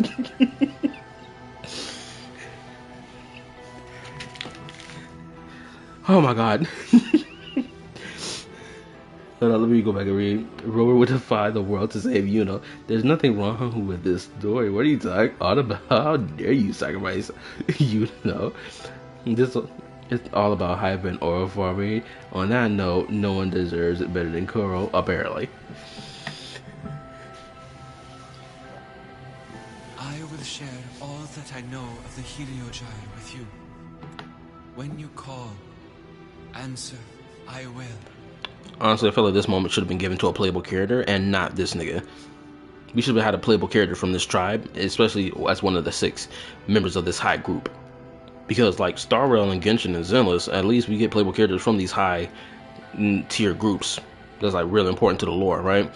We get members from the IPC, we get members from the from not Krampus, what did it call, from Tops and Zenless. We get characters from the Hexen Circle and characters from the Fatui and like other high ranking positions in Genshin when it comes down to their respective regions. It's like, bro, why didn't we get one from here? Or at least if we are going to get one from here, why are they coming so late?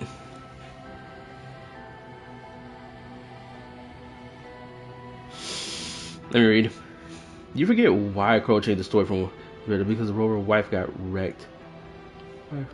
Because the Rover wife got wrecked in China, Angry girl. I thought the reason that Chinese players got angry at the story was because Chisa put out a gun on the main character. I thought that was the reason why they changed it, because they didn't like the fact that, oh, how dare this female character who doesn't know who this male character is pull a gun on him, being like, yo, who are you? Like, how dare they? Yeah, let me read. How does Robert do this? Like, I'm being serious. Does we still have amnesia about understanding what's happening here? I will never forget what Wu did to the Crownless. Like, what the F. Speaking of, I want that giant guy from Orowan's clan to be playable. Kala trying to solve the Millennium Puzzle. I just seen the HSR thumbnail and I am LBL. Hold up, let me see what this HSR thumbnail is, because y'all kept mentioning this. This is the second time someone had mentioned it. Hold up. Give me a moment. I gotta see what HSR has done.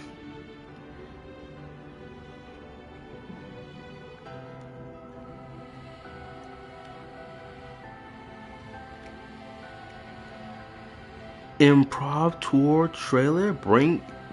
Binge it all? No. Is that... No, hold up. Wait a minute. Hold on. We are not.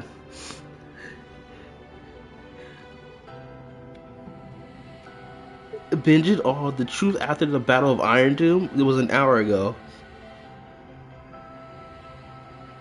What they doing to my guy Nanook, the goat? What are they doing? Anyway. Oh look, the darkness is seeping in. Said you avoid matter corruption. I need to find a way to cleanse it.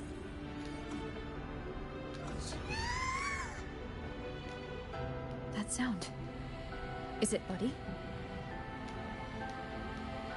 Save your strength for the calamity ahead, Arbiter. The children will help.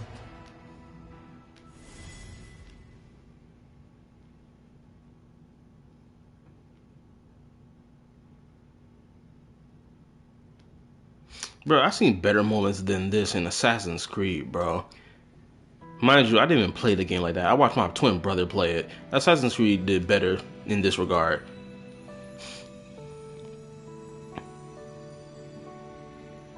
Oh look, the rover done died. They didn't turn into a ghost. Oh my god, the rover thighs is going crazy right now.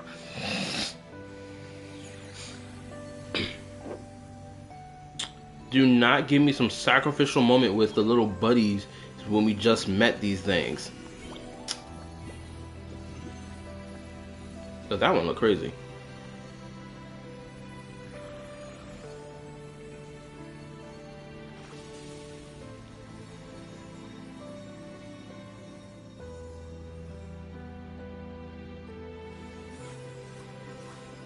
It's even being framed in an ultra emotional moment. Bro. The rite of return. The ritual that once sealed the calamity deep underground. Just now, the children have offered their strength. The Heliogyre can once again begin its rotation. So that it can keep the calamity sealed underground? Useless fool. I told you to destroy the Heliogyre completely. I'm sorry, but there's a reason for this. Some uninvited guests threw off the whole operation. Save it. I don't want to hear your excuses. At this point, our entire plan has fallen apart because you screwed up. And to think, I went out of my way to get a pass for you to the new Federation. No, I'm begging you, don't leave me here. I'll do anything, just tell me what you need. Ugh. You're lucky the one at the top gave someone as pathetic as you one last chance. Whoever this Fraxidus member is, they better be some top-notch dude. I'm gonna be honest, because right now, Withering Wave's story is falling. The only real interesting thing is that the antagonist is out here doing his job, you for real. You know, trying to cause destruction, trying to cause mayhem. That's the only enticing thing of the plot right now. Everything else surrounding it is just falling flat. Like, good Lord in heaven. There's the other visitor in Some crippled scientist. Find her. Make sure she doesn't make it back to the collective.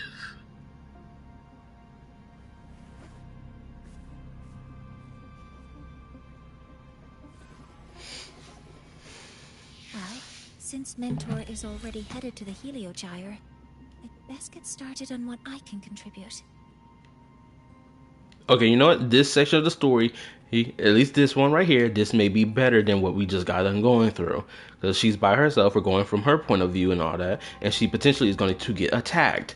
This feels enticing.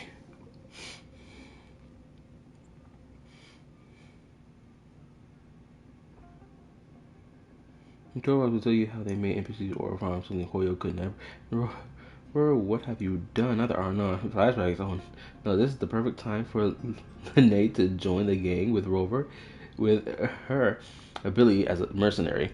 True. There are signs of void matter contamination in the plants and water. If I follow these traces, I should be able to find the source.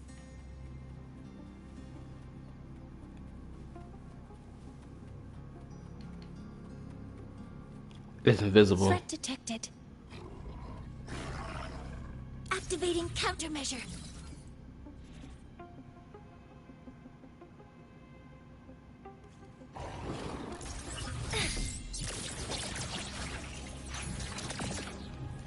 All targets in sight.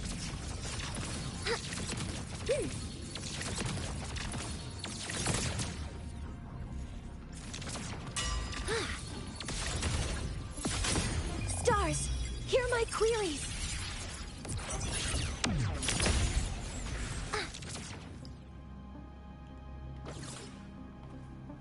Found it. This must be where the contamination is coming from. She can even heal herself? I didn't know she can heal herself. Heavy encryption, but it's sloppy.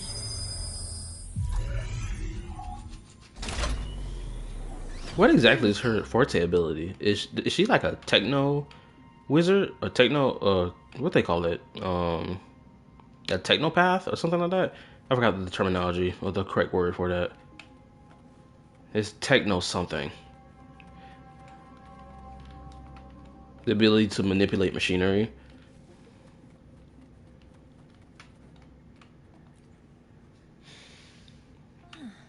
It's a test chamber. They were simulating what would happen if the solistries were contaminated by the void storm. It feels wrong.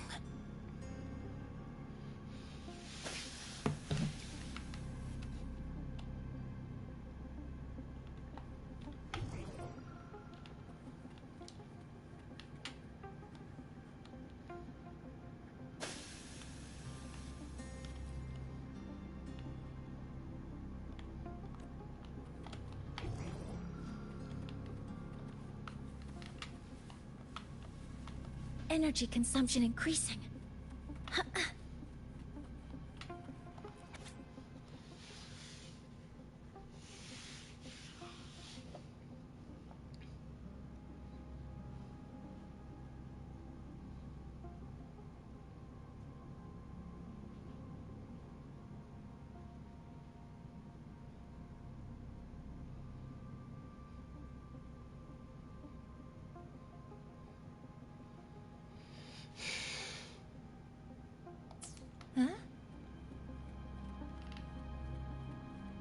Someone kept bringing this terrible book to the lab, and someone was crashing out. Okay, here goes the jars. The device capable of generating artificial void storms. It's consistent with the designs we found earlier. This looks like the unit that Astrid found before. Some prototype under development. Oh, I should say this. For anybody watching the stream right now, make sure you hit the like button for your boy. The support will go a long way, and I appreciate it very much. Please and thank you. It seems all the devices were produced here.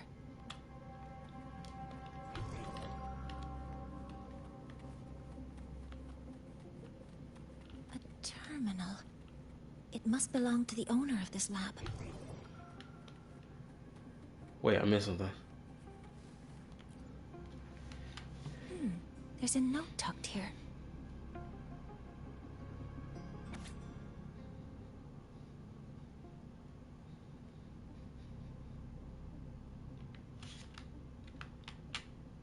There are 2 types of handwriting, so there's more than one person who has access to this lab. Based on Astrid's testimony, one of them must be that Ingvar. The other must be the one who operates this lab. From the note, they change the password after each terminal use, and leave the new one here to inform the other. The newest password is 7364. I'll try that now. Energy consumption increasing.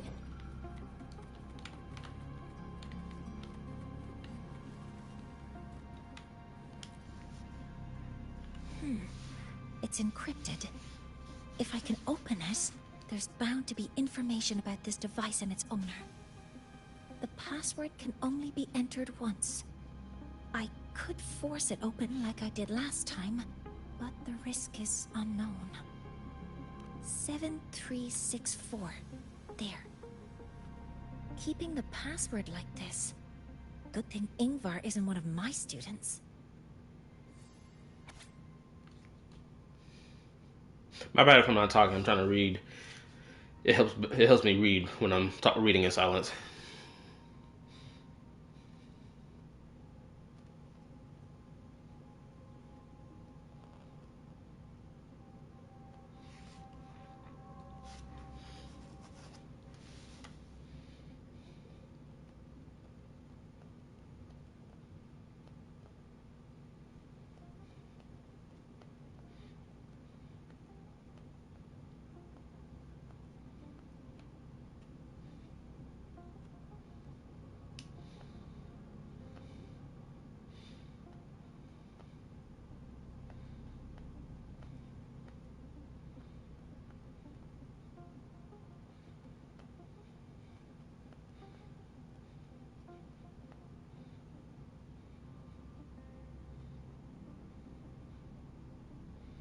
Chapter 1, the necessary cost on the advancement of civilization.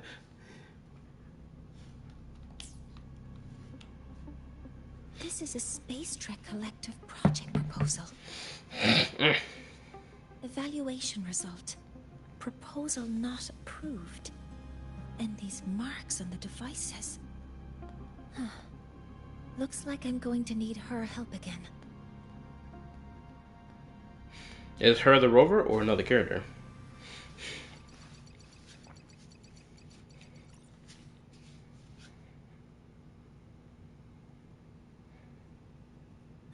Thank you. It's a pleasure working with you as well. It's clearly not rover. It's someone else. So their plan wasn't just to disrupt the Heliogyre by unleashing the Void Storm in the Outer Woods.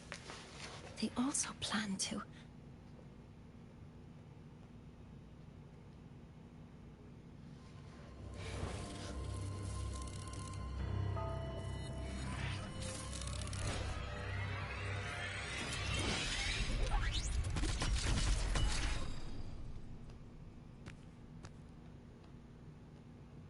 Scientist.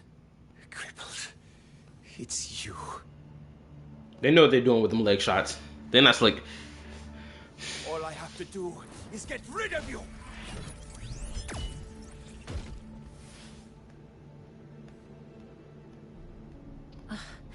I'm not really good at dealing with this kind of conversation.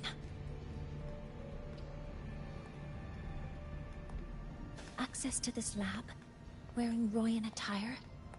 You must be Ingvar, one of the successors to the Heliotic Six.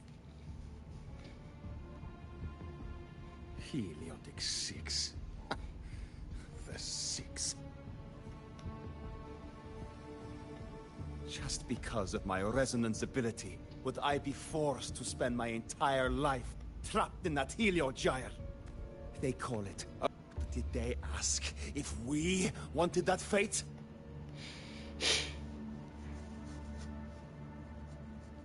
Everyone acts like they respect me, but the only one who truly wants to help me is that good lord from outside the tribe. From outside the tribe? You've joined forces with the Fraxidus? Huh? What's that? Who cares? I just know that person promised that if I placed the device near the solace tree, my wish would come true. Okay. Why do I have this feeling that this is an operation being done by both the Fraxidus and whoever's from the New Federation? Because if we're getting like two groups that have their hand in trying to destroy Lahai for their grand plan or whatever it is, that would make the story a little more enticing. Then I'd finally escape from this frozen wasteland and go start a new life in the New Federation. You have no idea what you're doing, and no idea who you're aligning yourself with.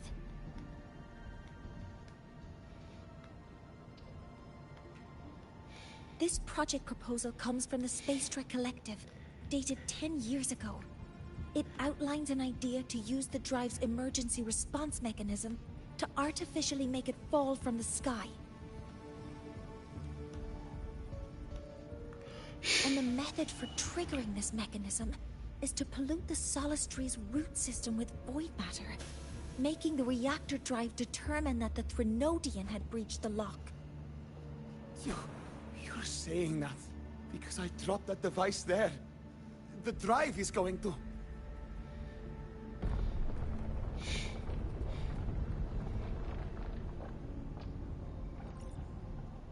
Mornier, the heliogyre is operational again. We can get the readings you need for the new solar ceremony. But something happening out there isn't right. Yes. Once I handle something here, I'll regroup with you. Move aside. Before the drive falls completely, I need to go back to launch Helios.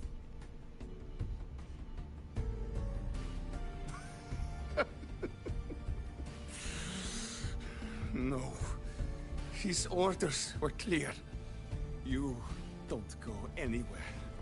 After that, no matter what happens to Lahai Roy, I'm going to the New Federation to start my new life. As cool as this dude is for like all his dramatic ass behavior, like I've seen the whole arm stretch out pose too many times to the point I don't care about that. Could we like not make these niggas do different body poses? You're just a cripple. I won't let you stop me now. He said you're just a cripple. It's crazy work. I mean, I wouldn't call her a cripple personally because I mean them legs are going stupid right now. Anyway. It's been a while since I've heard someone talk like that. Since I had these legs, anyway.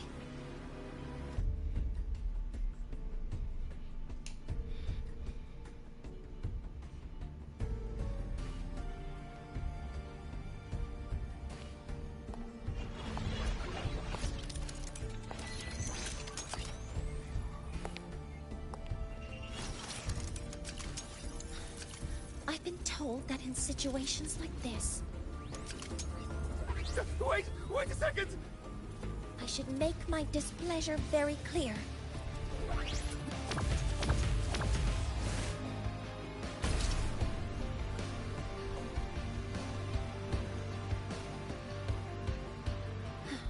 All right. Now it's about time I catch up with my mentor. Did she kill him? I bet she didn't even kill him. I bet that nigga's still alive. I'm not gonna lie, that scene right there was kind of whack. They should have made it an animated scene instead. Oh my god! Oh my god, it's falling. Mornier. Let's go, mentor.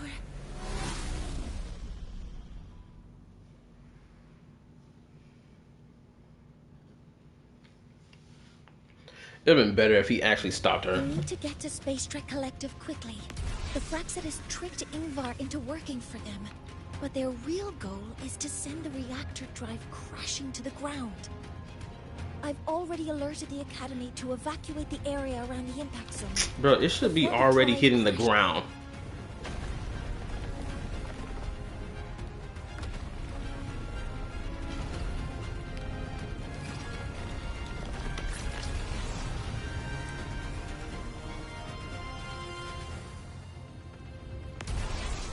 How are things on your end? Any danger?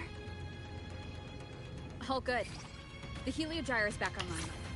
I now have direct contact with Soul Asylum, and can relay the data you need for the new solar ceremony. It's time for the final step.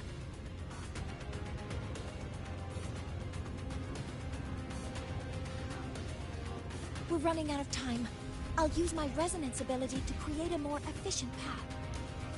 Please, hold on tight. Huh?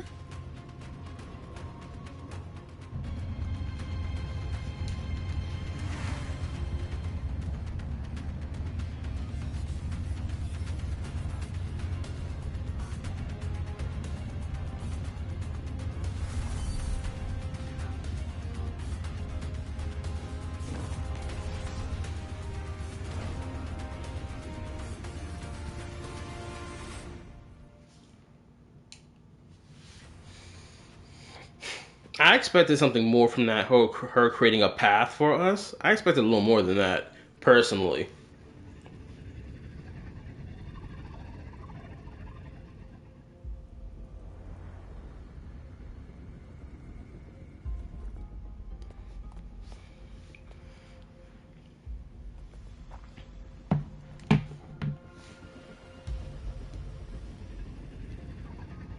The moment we launch Helios, we'll need the raw observational data from Sol Asylum. Are you ready? Yes. The Shaper has already shared all the Heliogyre's data with me. I can access it anytime. Everything's set. Let's complete our mission.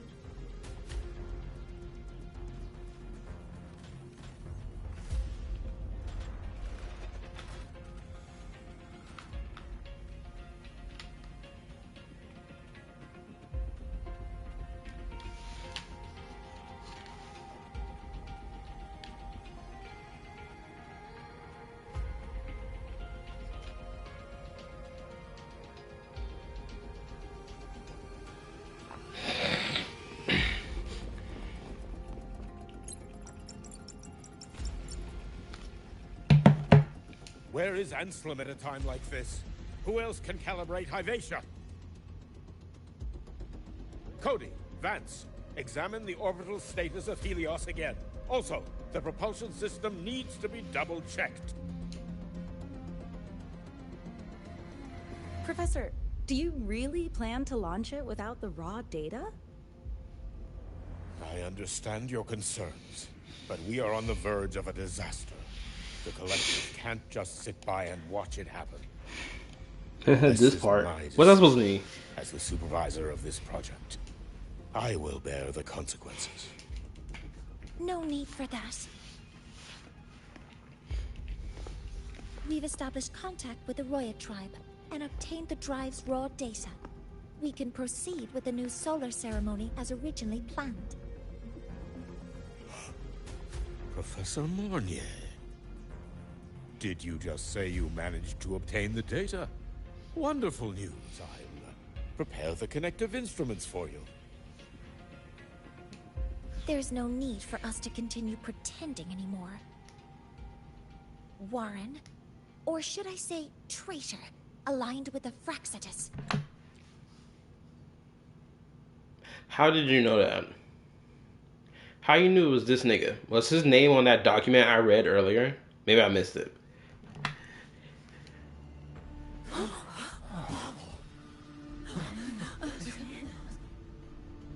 That is a serious accusation, Professor Mornier. I know. I meant it to be. You must be very familiar with this device, Warren.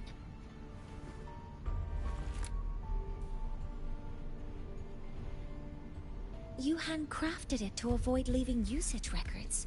A clever idea. But since it is a personal creation, the marks left behind are like fingerprints. These are your marks. They've betrayed your deeds.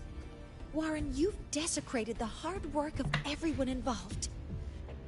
Again, I'm missing the connection here. And maybe I'm misunderstanding, but what exactly is the connection between him and this device? Did we explain that? Huh? Hold on, let me read. Why would he even try to take out Moya when he literally... She's like, she's no weapon that can actually... he didn't even... Nah, they just gave him bees. Maybe I'm confused. Someone please correct me if I'm missing information related to how this scene fits, or this accusation she's making fits. Anselm's experiment accident. Your current position in the project. It seems the Fraxidus played a part in both, didn't they?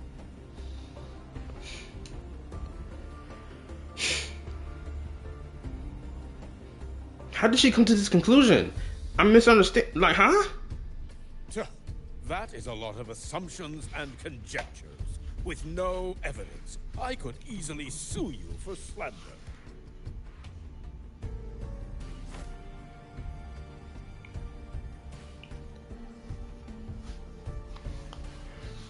You're right. All I have right now are assumptions and conjectures. But my ultimate goal isn't to have you face justice today. Once we've identified the suspects, we'll have plenty of time to gather the evidence. What I need in this moment is for you to step down as supervisor of this project. The one taking over will be me. One more thing. Your subordinate provided us with some key evidence already. You want me to testify against Professor Warren? That's practically perjury. Sure, I could work some verbal magic, but honestly, I don't even know who I'm dealing with on the other side.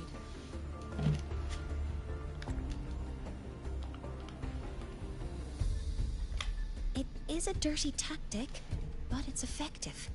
I'm confident in my analysis of those devices, but we'll need the university's verification to use them as evidence.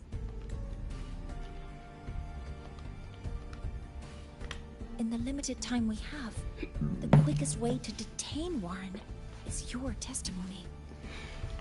Professor Mornier... You can keep this recording. If I'm wrong, it'll be your guarantee later.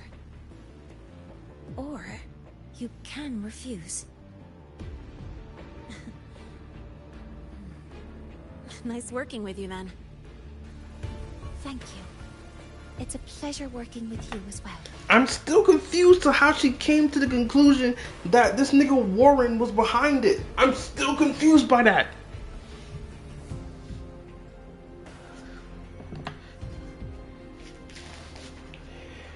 How did that traitor manage to...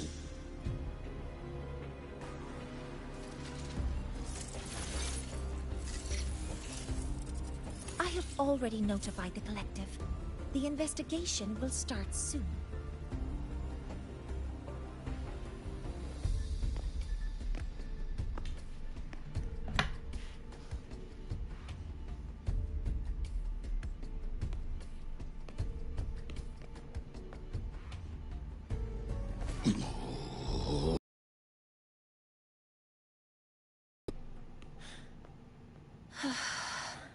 Bro, I'm pretty sure... No. From here on out, Hold up. Rover and I will be overseeing the launch procedure. All Space Trek Collective personnel, to your stations. Rover and I. First of all, this nigga new here? Who's this? You and me. It's not a we, it's a you. Why are they being a part of this? To oversee this. This doesn't make no sense. Also, back to the point.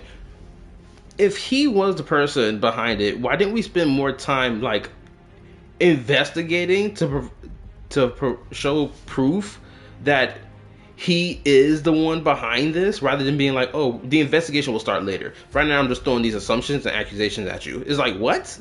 Huh? Even in Fontaine, the city of justice, the city of trials and whatnot, right?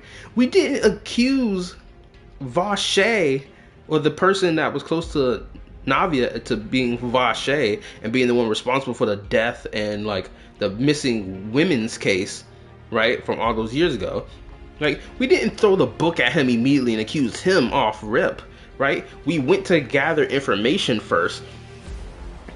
Granted, it was like, okay, we got all the information now. Boom, slide it out his way. Here you go. The proof is in the pudding, Sir Nouvelette. This nigga guilty, right? Versus, oh, we're just gambling it to see whether that is gonna be true. Like, huh? So this is a gamble. I feel like this moment is everything wrong with Will. It is. Cause it, like, my God, knowing that Fontaine was 2 years ago, and it's the primest example of, yo, we spent time getting the evidence to prove the innocence of an individual and getting the evidence needed to prosecute and convict an individual for said crime. Like, all that time spent, yes, was the quest like 2 or 3 hours long? Yeah, but it was necessary just to have that moment in court, in the trial case, right? This move is just like, man, we just wanted to speed running this. That's what this felt like. They felt like they probably was like, they knew their players were going to be complaining about, oh, they didn't want to spend time doing fetch quests to get information needed for this moment so this moment can feel just and feel good. Instead, we're just going to skim past all that, cut through the rope of it, and just like boom, bang, bam. Oh, here it is. This person is the one guilty, obviously. I'm like, huh?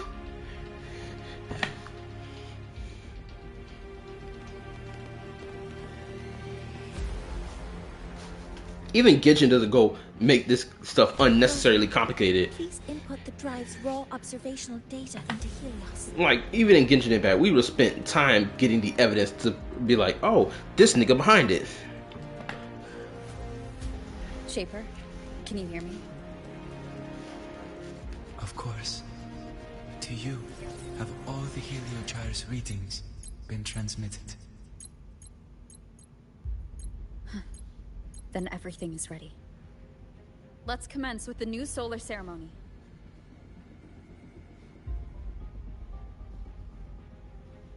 It's like, it feels like Rover is being slapped into a high level position despite the fact not earning their way up to this position. Does that make sense to y'all? That's what this feels like right now. The Rover just got slid into a high level position of leading this project despite the fact this nigga just joined the academy. Does that make sense to y'all? Even the Traveler, who just came to Sumeru for the first time, them niggas weren't invited to join a project of creating this new god for Sumeru, right? They were still seen as a civilian, as an adventurer just passing through. Like, nigga, come on, bro. This is crazy. You have to watch the Vincent video sometime after this. Oh, I plan to. I legitimately told myself I can't watch this video until I play this quest and finish it. And I think I'm reaching the end of it. Am I like near the end of this quest? Y'all let me know, cause I feel like I'm at the climax right now. Preparing to open the energy outlet. Helios launch sequence initiating. Void matter module calibration complete. Core energy system operation normal. Hatch doors open. Propulsion system primed and ready. Helios is ready for launch. Pre-burner ignition successful. 5, 4, 3, 2. Let our light shine in the sky. As much as I want to take this moment serious for Mornier, I can't for the life of me. Target altitude. Progress 16%. 47%. 92%. Warning, light alpha decay exceeds expected rates. Critical threshold detected. Data reading compromised. Responsive. Control program failure.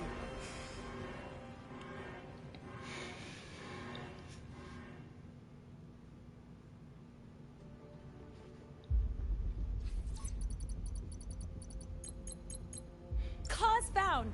The Hyvatia detector signals are jammed. Large-scale, highly concentrated void matter detected on the surface.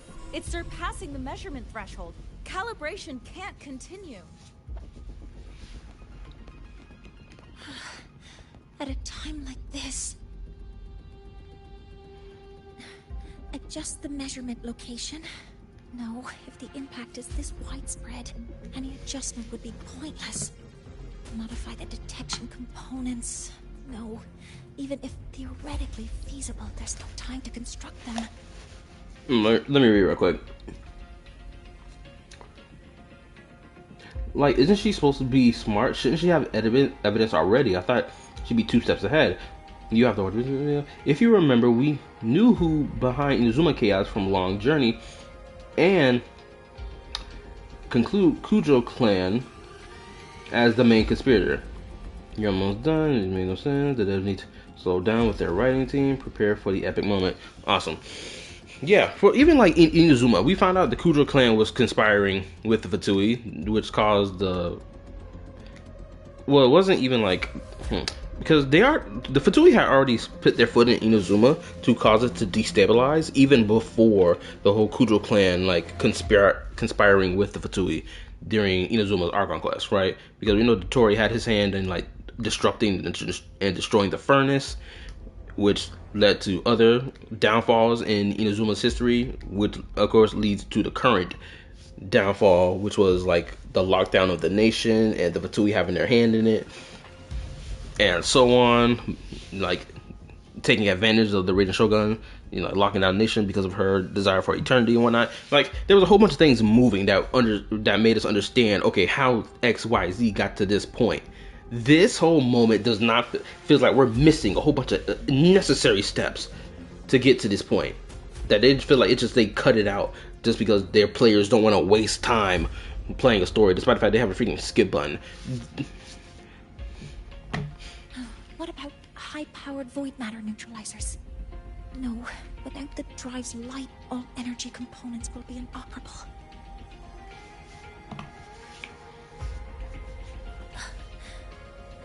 Oh, sorry, I'm just...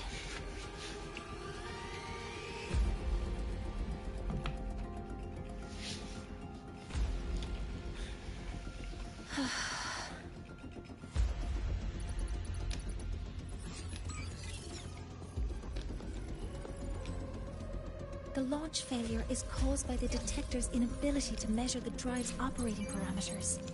That's due to the high concentration of void matter interfering with the readings. There are 2 potential solutions.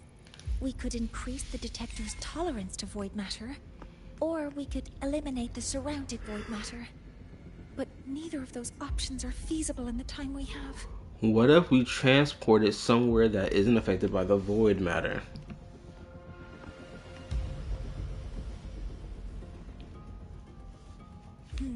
That's not realistic. The only places that aren't affected by void matter right now are Bjartar Woods and Star Torch Academy under the protective barrier, or the Institute thousands of meters above. High altitude. Feel like there's another high altitude spot. Do we have spares for Hivacia's measurement modules? Yes. Researcher Ansem left behind several prototypes. I'll go fetch one from the warehouse. But what do you intend to do with them?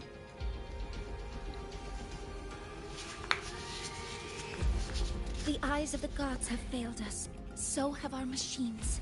Now, we move forward with our own hands. Bro, I didn't see no worship of the gods in this academy at all. So I don't know why you talking like that. Maybe I'm misremembering. Someone can prove me wrong right now.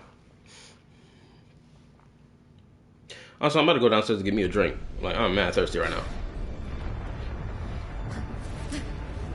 The rover has a glider pack that lets them fly. They don't need to use their Havoc wing. Hey, yo, we getting jumped.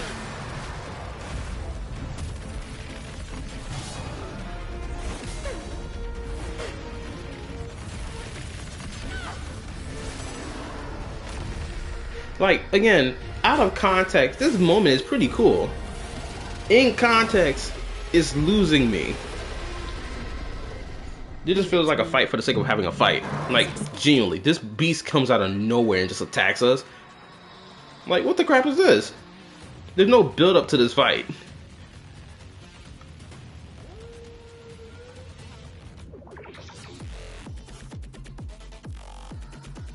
The reactor drive is protected by aggressive exoswarm acting like the immune system. It appears to actively absorb surrounding void matter to maintain the drive's stability. Contact with its claws is highly hazardous. Cautious.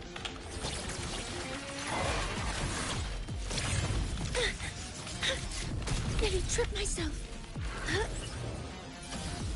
You bitch, you never. I'm detecting strong energy signals from the target. Please be careful.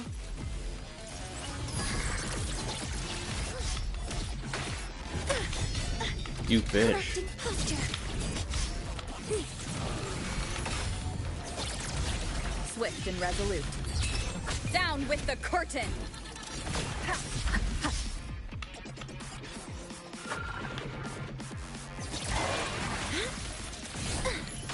Hopper modules ready. Locked in.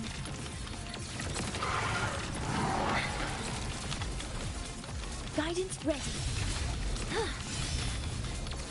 Locked in.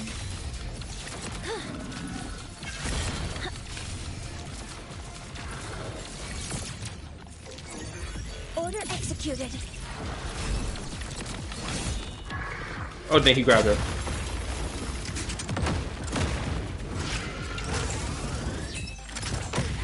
You know, there's been a moment since we had a fight where the enemy grabs us and whatnot. I think it's been a moment since we had this. Swift and resolute.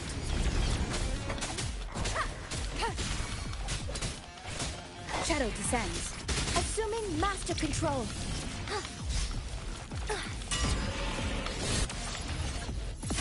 Initiating criticality protocol.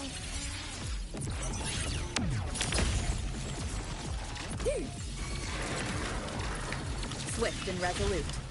None shall whisper.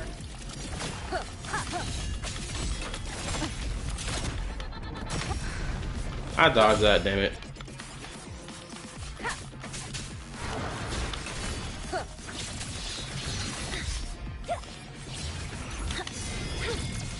All targets in sight.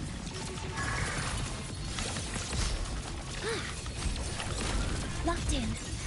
Attack confirmed.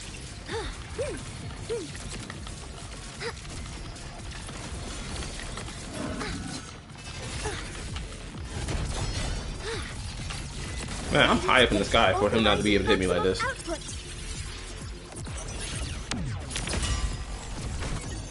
Processing complete.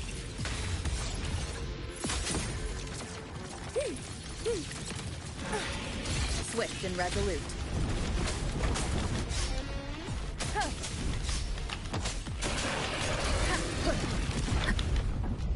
Watch its position, Mentor.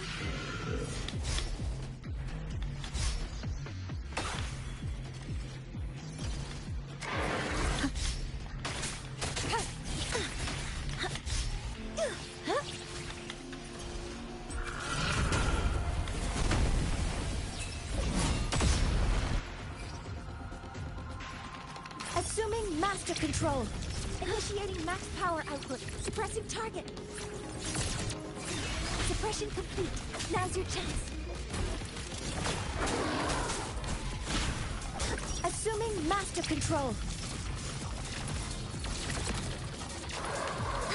Locked in. Attack confirmed. Order executed. Stars, hear my queries.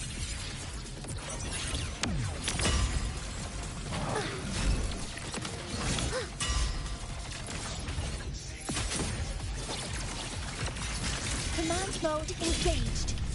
Guidance ready. Correcting posture.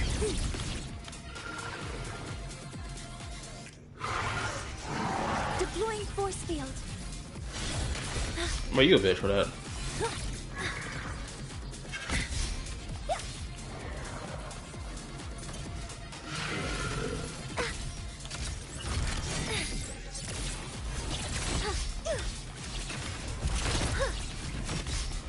Hopper modules ready.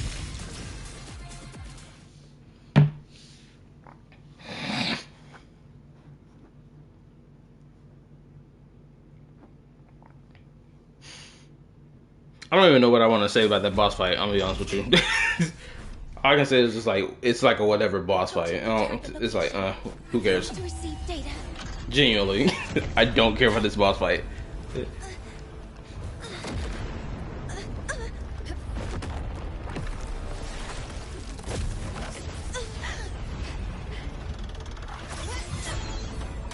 What is that? Automatic concentration is increasing. Abnormal expression detected in the reactor drive. Evacuate immediately. Repeat, evacuate immediately.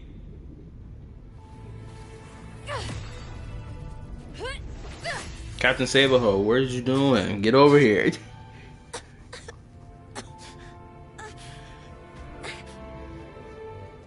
We have already come this far.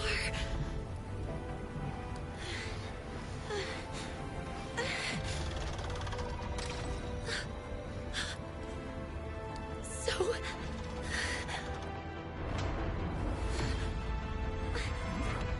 take that final step myself.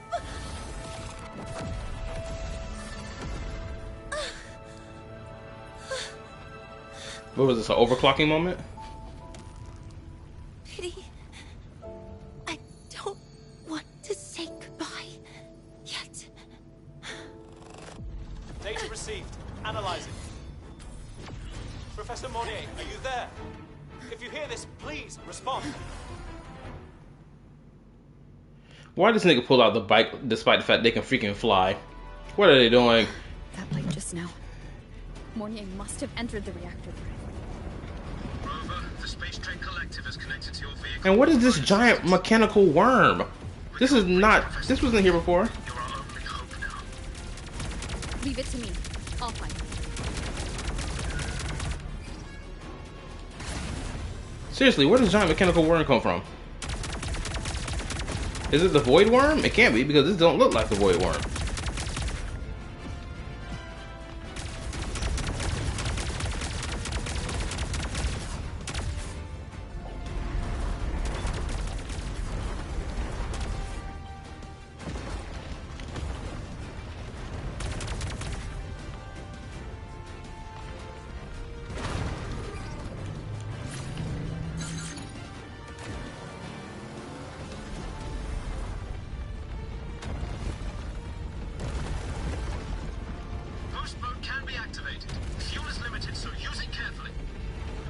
This should be enough for what I need.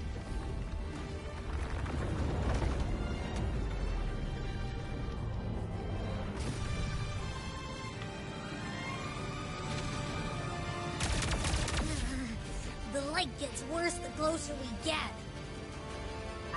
And here go Abby talking out of nowhere like he been present. Faster. I need to move faster.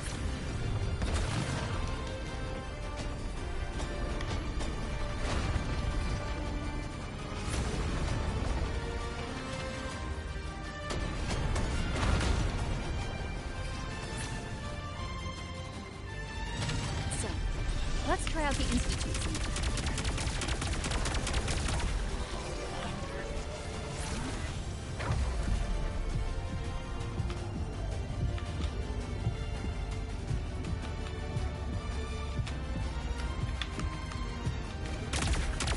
Whoa! Do that?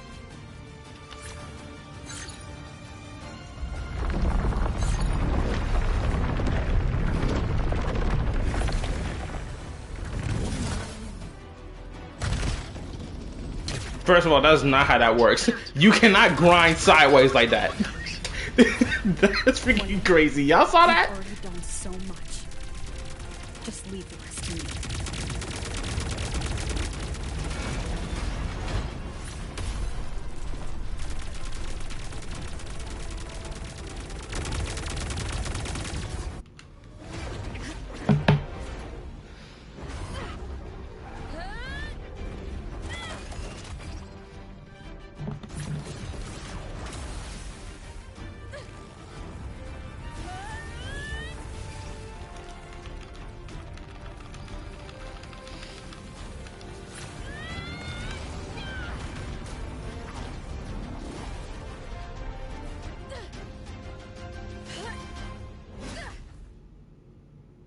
Bro, I don't even understand what the hell we even fighting right now. What the heck did we fight? Yes. Did we just fight?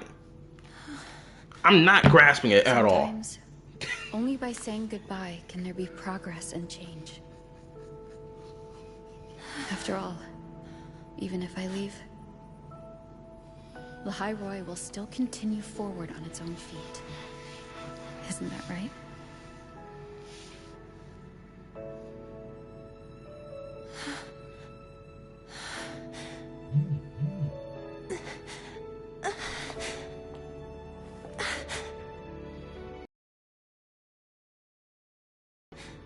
This time, Mentor.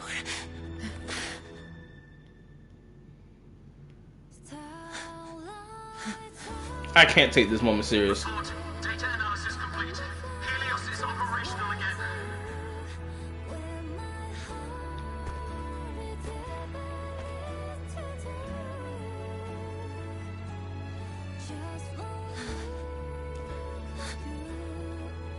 How wonderful. The sun. So beautiful. Oh my lord. Oh my goodness. I'm speechless right now. Oh, black screen, white text. I'm speechless, not even in a good way. I'm speechless in a bad way.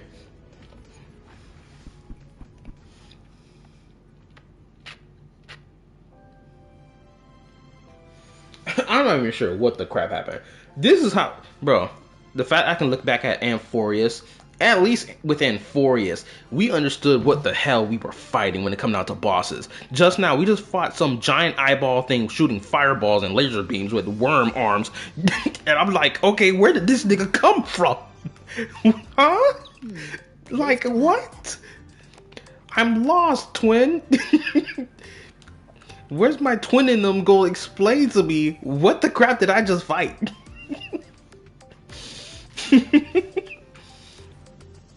Her voice lines felt so forced. It was forced because the story was freaking forced. That's why.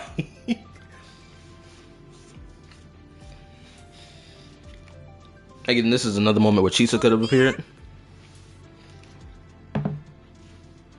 First, the good news. They've crossed my name off the mental health watch list. I'm finally free! And the bad news.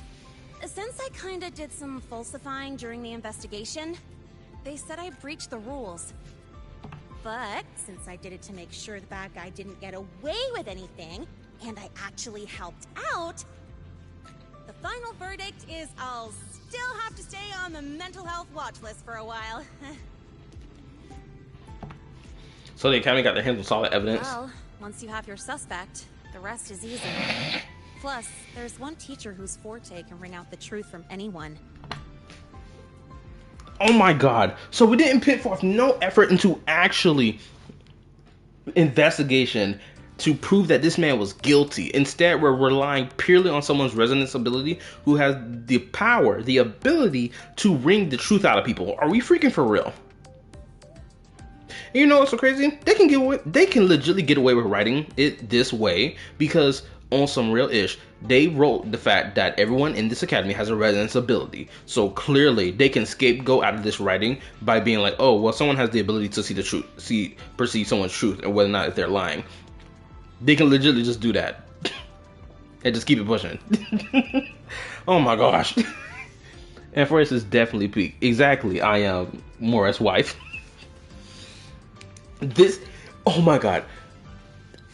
This is so bad, it's crazy. But oh my lord, I can't even talk. I'm trying to whisper so hard. Email that explained everything. That's the only reason they believed me. I guess that means it'll be harder to skip her classes now. Dr. Herson said she was overclocked for too long. I'm worried. Yeah, you're right. Let's go check on her. I bet knowing we're thinking about her will help her bounce back faster. Bro, hello. I'm literally rolling in my skin right now because of how bad this is. I'm here to inform you that Professor Mornier has just woken up.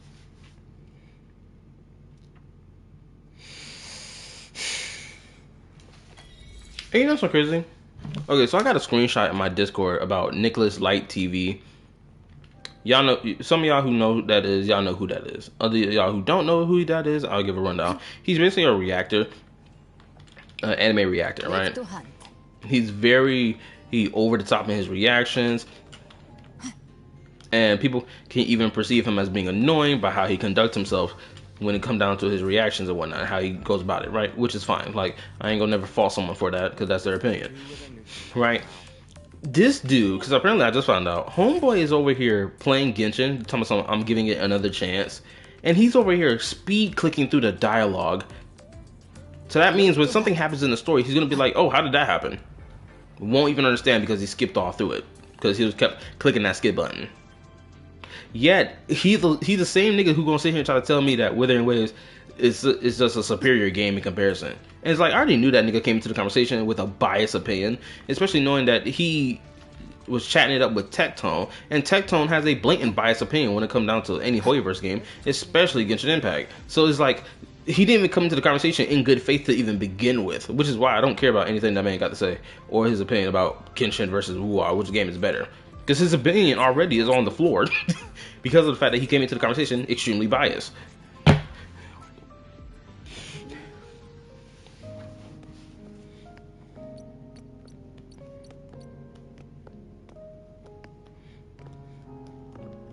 Please wait! Don't come in yet! Ugh.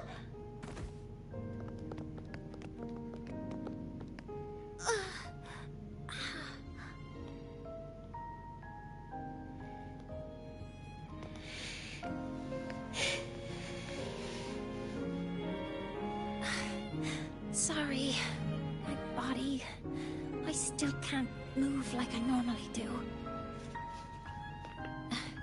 I've gone through rehab before, and it's been a while since this happened. Don't worry. I can handle this much on my own.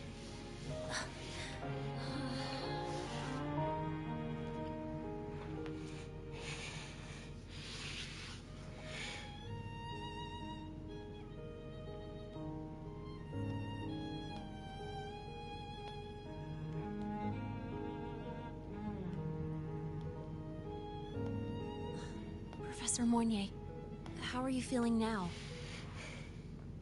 Dr. Herson said you were in bad shape. It's great to see you've recovered a little.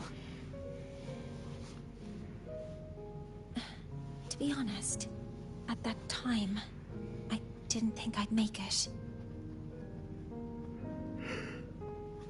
But when I was drifting in and out, I saw a girl within a light blue ring. A light blue ring?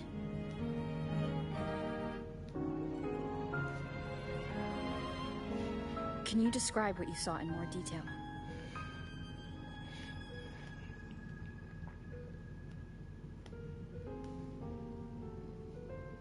I can't be sure, but I think she protected me. Bro, I didn't even see that. I gotta go back and look at that cutscene again. I saw is the same one I encountered when I first got to Lahai. Wait, hold up. Are they interjecting that that's what she saw after the fact and didn't bother injecting that in the actual cutscene? Is that what I'm getting from here? If so, that's so lazy. They could have just put it in the cutscene for us to see and witness firsthand of this individual protecting her. Granted, they wanted to build up the whole thing of like, oh, she potentially almost quote unquote died. But we know Captain Save-A-Ho over here called Rover was going to save them anyway, so. She's able to go up against the Threnodian herself and appear in the reactor drive. She's connected with the Exostrator and the Threnodian in ways we still don't fully understand. Figuring out who she is and what happened to her will be the next big task. Rover? Rover! Hey! Stop spacing out! Bro, this thing is so bad. I'm irking in my nerves right now how bad this is. Genuinely. My skin can't feel like it's about to leap off my body with how bad this is. Like, I don't even want to see these niggas even talk anymore. That's how bad this is. Like, shut up. Stop talking. Good lord. I never see the story so bad. Actually, that's not true. I've seen stories that are pretty bad. I ain't gonna lie. I'm gonna trigger some of y'all by saying this, but like Ruby, if anybody here has ever watched Ruby before, that show fell off a freaking cliff with its writing. Genuinely. If you want to see something that started off with all this cool hype moment stuff and nosedive downward in writing quality just as much as what's going on with Wuwa right now, go watch Ruby. Now, are you going to still find enjoyment in it? Of course. Duh. Right? But writing quality is non-existent in that show. What's up, Jed? How you doing, bro?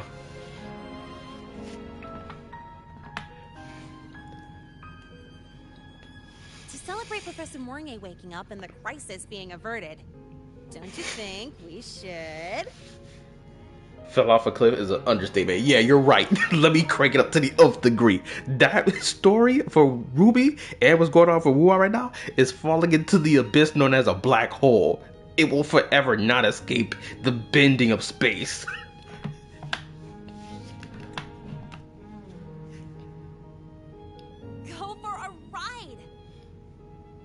Nothing beats the wind on your face, especially when the three of us still don't have a group picture. A photo under the new Helios? Sounds like it'll make a good souvenir. Yes. Witnessing the rise of the new sun together. That's also the promise between the two of us, Mentor.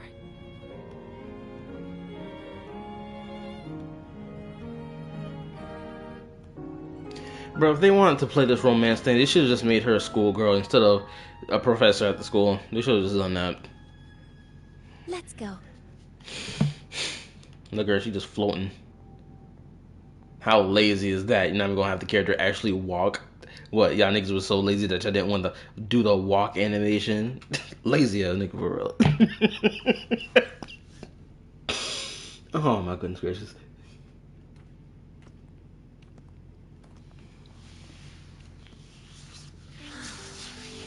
So, not bad, huh?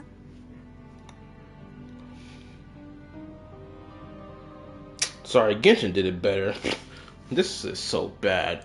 Oh my gosh. Back in the day, whenever I was stressed about the future, hanging out here always made me feel a little better. Look, now we can just enjoy the breeze without a care in the world. I used to think that when I saw this view, I'd cry because my wish would be fulfilled.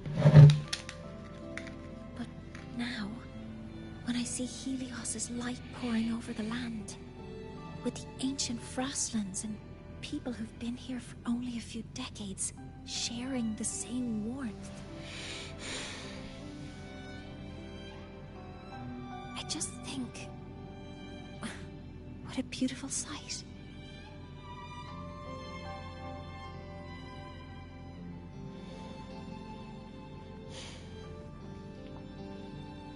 Well, let's scream that from the rooftops! To freedom! To civilization. To new beginnings. The theme feels so off. I don't know what the freak going on right now. Oh my gosh, this is so. Oh my god, goodness. Oh my goodness, I'm getting my nerves are irked. My nerves are irked.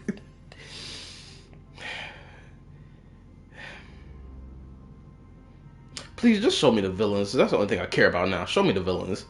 They're the only good thing about this plot right now.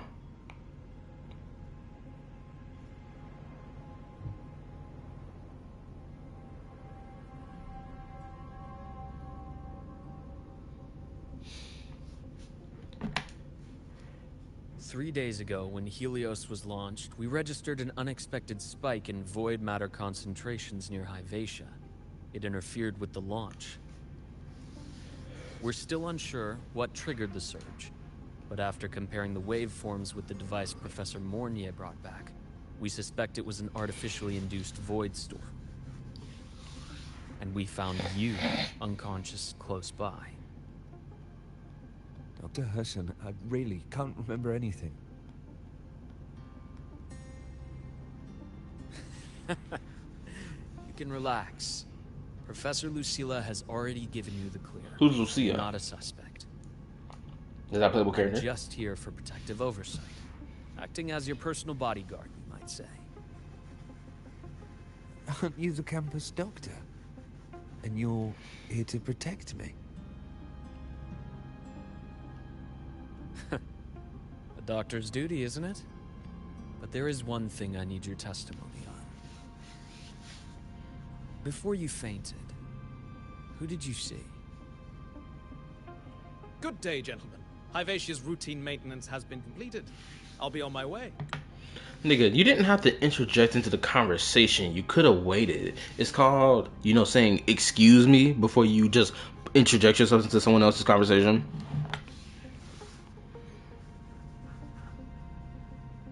Who's that? Oh, never mind. No time to think about that.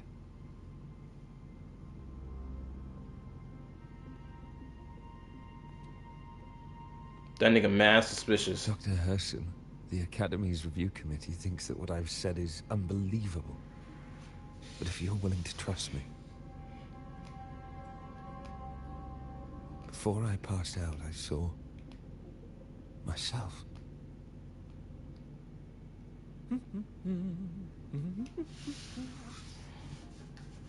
It seems my hastily chosen pawn has proven to be utterly ineffectual. It appears I'll have to add the final flourish to push the story to its climax. No, hold up. Did y'all just see that? No way they just did that. Can someone tell me, can someone answer this question, which y'all should know the answer is, of how dumb this decision was they did just make this character do? What type of villain, what type of antagonist would blatantly drop something that they were carrying with them, that they're just discarding for the sake of it, when they're not even away from the area that someone who's looking at them suspiciously is like less than a couple feet away? Like, bro, what? You're going to drop your pad right there on the ground, acting like this nigga isn't turned sideways, turned at a sideways angle so that half his body can be looking in your direction and in the opposite direction while facing the nigga in the red coat? What? This makes no sense. Why would they have a villain do this? That doesn't make any sense. A villain should not be doing this blatantly in front of someone that's suspicious of them. Okay, let me read.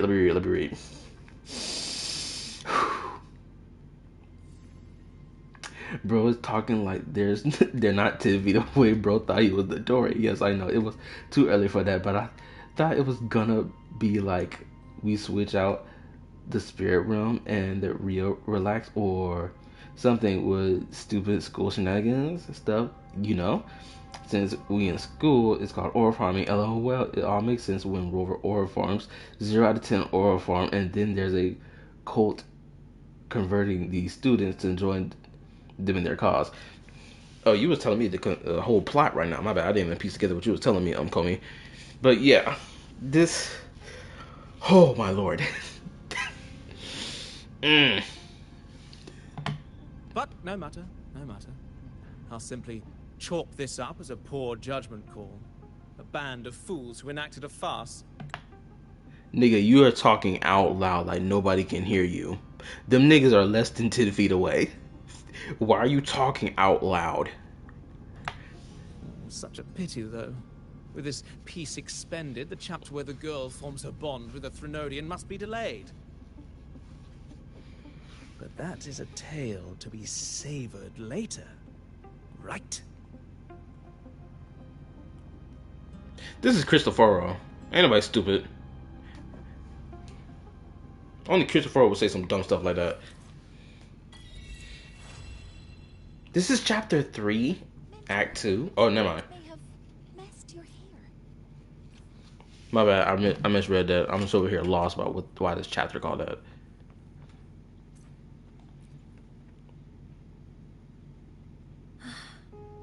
Wind feels nice. I could stay here a little longer. Do you want to join me?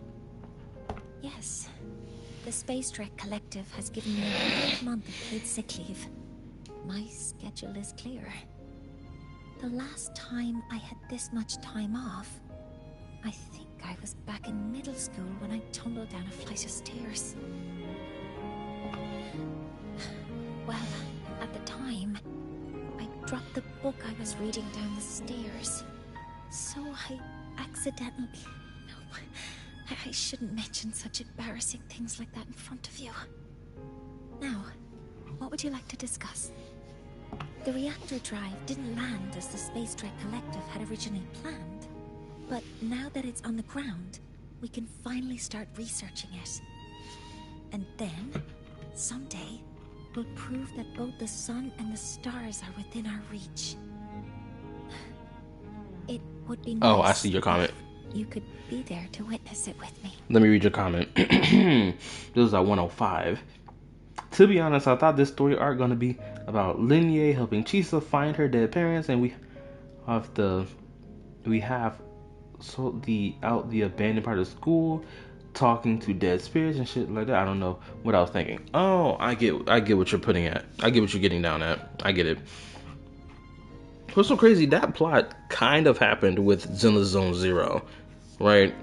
Because we had Alice and Yuzuha together. They were going to explore this abandoned part of the facility where Yuzuha was experimented on by Porcelumex, knowing that they were colluding with the Exaltus and whatnot. Dead father thing going on happening there. Hollow Zero, blah blah blah blah blah. Now, what would you like to discuss? Oh, it's because it prevents your identity from being exposed. But that's no longer necessary, right? You're right. I suppose I can't call you that anymore. But I have a friend. She faced a medical condition, and during a difficult time, she was guided by a mentor. Even though that mentor left soon after, their influence stayed with her, and, well, still affects me. I mean, my friend. Clearly you're talking about Rover in passing. As long as you have something to teach, you remain a mentor. So, can I still call you that? I feel like we should have focused on that, right? Should we not have focused with Mornier's past with the Rover? Should that not have been the focus alongside what else was going on? This section of the story felt like they should have cooked this a little more in the kitchen before they just dropped it. Like, why are we talking about Rover in passing here? Why can't we talk about them in passing the main story content? Now, what would you like to discuss? Do we know each other before? A secret. Nani? It's because someone made me promise that when they left, only by saying goodbye can there be progress and change, they said. So until their goals are achieved, that goodbye must remain final. Yo, I'm not gonna lie. This whole past Rover making these stupid stipulations and conditions is really starting to piss me off. I'm sorry. It's really starting to piss me off to the nth degree. I'm hating this whole thing of like past Rover being like, oh nope, sorry future me, you're not gonna get the answer to this. No, shut up. I'm tired of that crap. That is pissing me off now. No way are we preventing the Rover from learning more because their past self was like, nope, sorry, you can't do that. Nigga, who is you? Of course, their response would be, I'm you, stupid. But you get the point I'm making. Maybe until the reactor drive is fully analyzed, the exostrider on the Frostlands is activated again, and the disaster buried deep below is finally dealt with. Or maybe until there are no more calamities left on this planet. Until I can give you that answer myself, please, hold on to that curiosity for just a This little is such BS. And these niggas got the audacity to tell myself. The main story about the Rover, yeah, we're not even pushing forward with Rover's personal main story. Get the F out of here, Blaze yawn. She's a horse that got forgotten. Chisa who? She's an extinct species. Is that Chisa something ancient and forgotten species from this 3.0 Rover past story still has not been explored, but somehow people talk about the story about Rover. Oh my god, I totally forgot about did this shit. The Chisa species were crushed by Zhongli's meteor. Trailblazer at least makes sense. Rover is just dumb. No, she's so white. What would you like to discuss? Okay. See you next time. Oh, one more thing. Stay a bit longer this time, Mentor.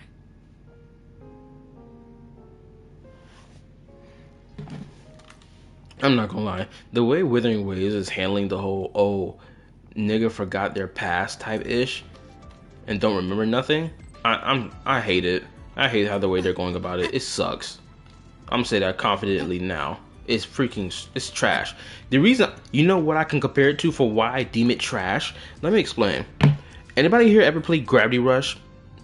Either the remastered or when it initially came out, or even Gravity Rush 2. If you have played any iteration of that game, you know why the way Withering Waves is handling this whole forgotten memory stuff is trash. You know why.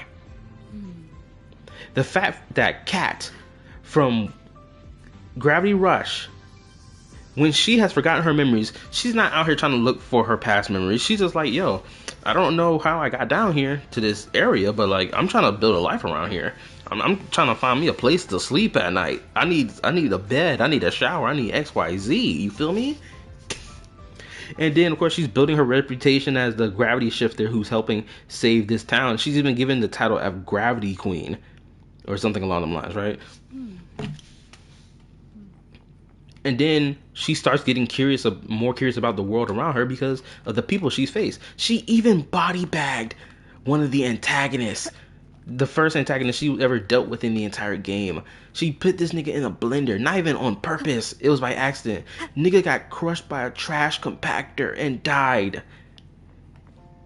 Do you not understand how crazy that was? For y'all who was there for watching that stream. If you haven't, go back and rewatch my playthrough of that moment. It was crazy work.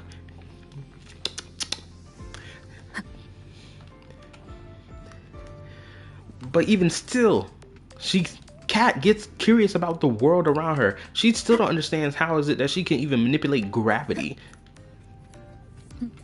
She still don't understand that. And I'm pretty sure the answer for that question doesn't come until like the second game.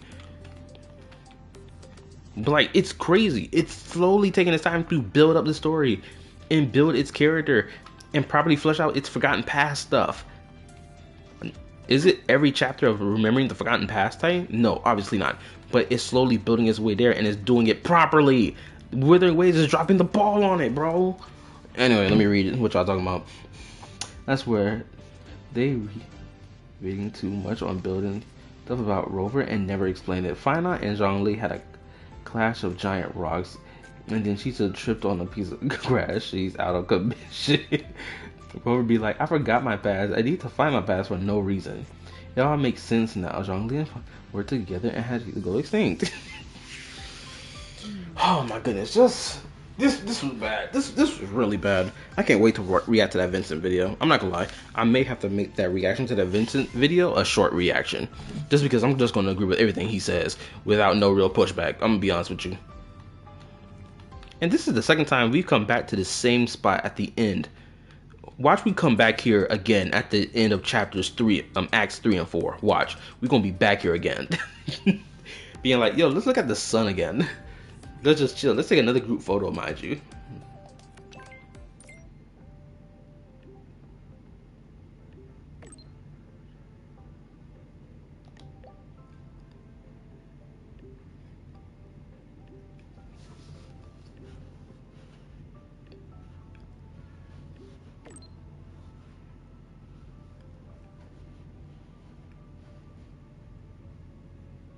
Oh my god. No, they didn't. This need to get out of my face right now. This is crazy. No, they effing did not.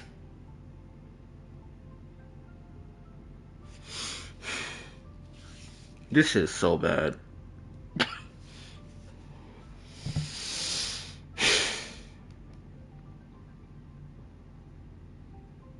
This is true garbage.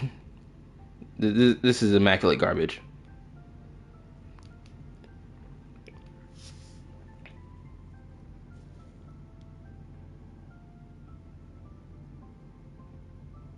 Hopefully y'all can see what's going on the screen just as much as I am. Hopefully. Let this soak in.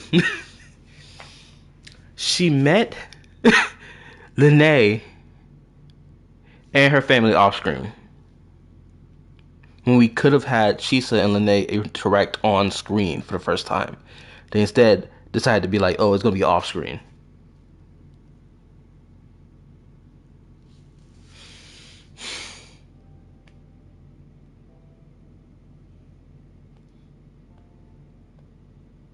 If they forgot their past, why the F did Rover accept that stranger? I'm still kind of mad about why would any give a great deal of power to a stranger that ancient we could have been given.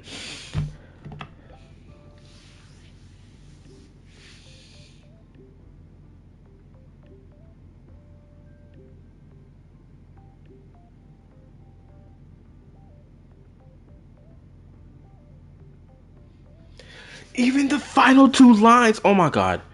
Bro, anyway, if you ever need my help, do let me know, aka hit her lineup. Call her, which the Rover is capable of doing because communications is never down at this academy. Wherever maybe we'll face it together. Okay, twin, where was you at when the academy was being attacked? Not once, but twice. Where was you? Do you see the problem? For niggas who can't see the problem, look upon it now. See the truth in front of your eyes. You know what they say, the truth will set you free, and it's gonna do it right now. Anybody who gonna sit here and be like, oh, Willie Wayne's story is the greatest thing since sliced bread, tell me what the crap is this? Oh my god, bro, I'm about to go watch me the new episode of JJK just to wash this nonsense out of my brain. JJK, Free Ren, Fate Strange Fake, and so on and so forth. Sentenced to be a hero, ReZero, Mushoku Tensei, so on and so forth. Got better story than what this is. Somebody can't even tell me I'm lying right now.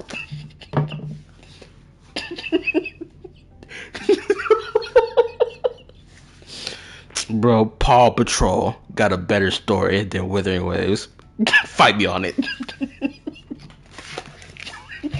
We gonna get real disrespectful about Withering Waves story now. This some Paw Patrol.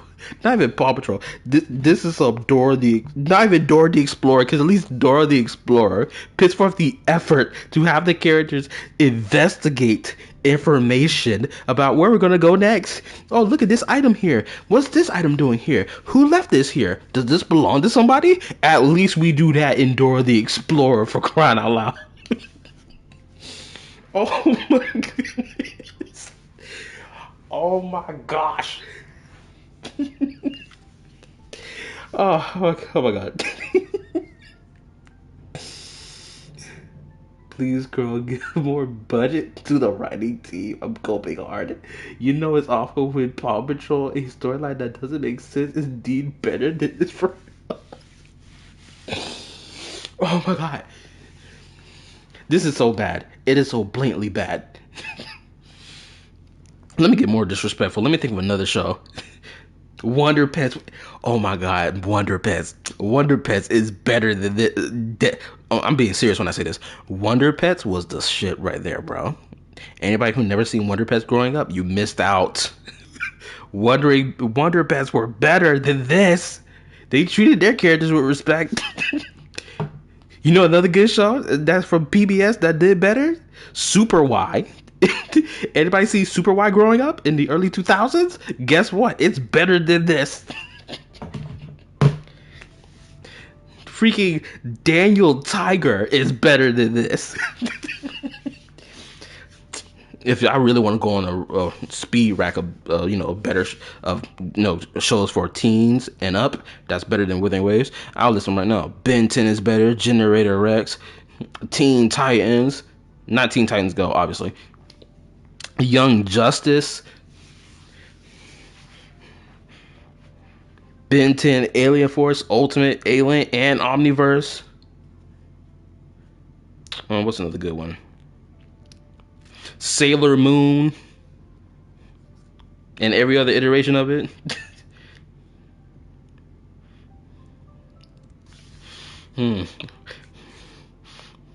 Gumball, thank you for the mention. Gumball slaps this to the floor. DuckTales slaps this to the floor. Oh my god.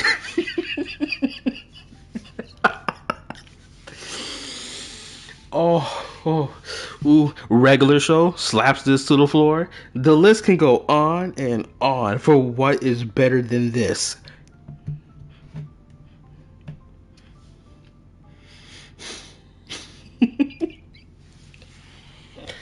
I gotta think of another one. I gotta think of more. What other shows did I watch growing up? Max Steel is better than this, even though I didn't really watch Max Steel. It's better than this. Gravity Falls, thank you for the mention, gotcha. It's better than this as well. I've watched it twice, back to front. Tom and Jerry, thank God. Looney Tunes, same thing. Both better than this. Okay, we're gonna list about like 5 more, and then I'm done. Freaking Spy Kids, Adventure. Oh my god, thank God for the Adventure Time mention. Most definitely slaps this to the floor. Pink Panther. I didn't really see Pink Panther growing up because I think it may have already finished airing by the time I was born. Anyway, Pink Panther. I'm gonna just say it's better without even knowing anything about it. Invincible, for crying out loud, it's better than this. And the main character keeps getting folded by his opposition, but he still stands 10 toes, which I respect. The Invincible versus freaking Conquest fight, premium. It's immaculate. Rick and Morty, Teletubbies. Oh my god, not the Teletubbies. Oh my god, that's even more disrespectful. Loud House. Very Odd Parents. What is it? Kick Buttowski. Bro, every iteration of Beyblade, every iteration from Beyblade is better than this. The Metal Saga is better, the OG Saga is better, and even Beyblade Burst is better than this. And I watched at least 2 of those series, which was Metal Saga, obviously, and Beyblade Burst. Pokemon, Power Rangers, we checking boxes like crazy right now. No one in their right mind could ever, if I ever hear Blazion talking about some, Withering Waves is the greatest thing since sliced bread because of the story. Shut up! No, it's not. Tell me it's better than Pokemon right now, nigga. Tell me, I dare you. I will legitimately go back in time to binge OG Pokemon just to show you how it's better. And I never even watched OG Pokemon. I ain't really started seeing Pokemon until we was in what? XYZ. Even then I still missed out on content. The most amount of Pokemon I've watched was like the Sun and Moon era and Pokemon Journeys, which I did binge a lot of Pokemon Journeys, by the way, because I really did enjoy it. But you get the point, twin. Oh my god. Not the Bubble Guppies. Stop it. Not the Bubble Guppies. Digimon, yes, check that box out. Webtoon manga still have standard.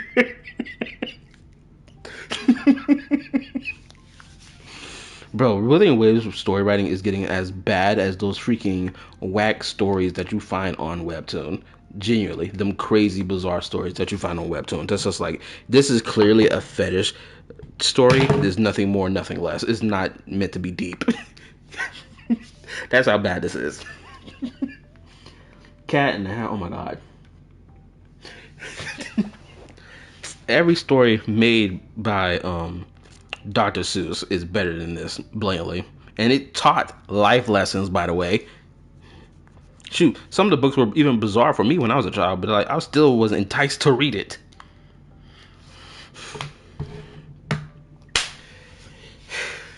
Okay. What is the tier of all those? Is at the top? It's at the wait. What is at the top of all those isekai stories with OP protagonists only for the sake of power fantasy? This is so there is a high chance this story is made by AI. I think it's even lower actually. Just like Detective Canon, they introduce characters to be killed. Okay, we gonna list one more show that blows this out of the water blatantly, and then we're done. Henry Danger, bro. I never watched Henry Danger. I'm going to accept that it has better writing. Oh my goodness! I just remember the old Cartoon Network show that was a live action show.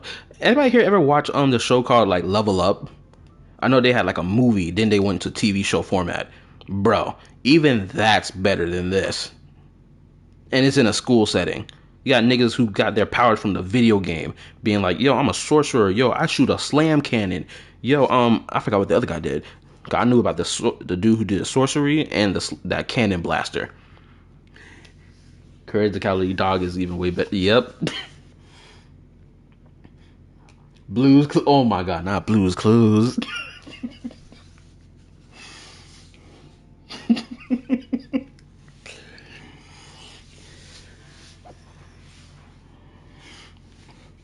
Oh my goodness.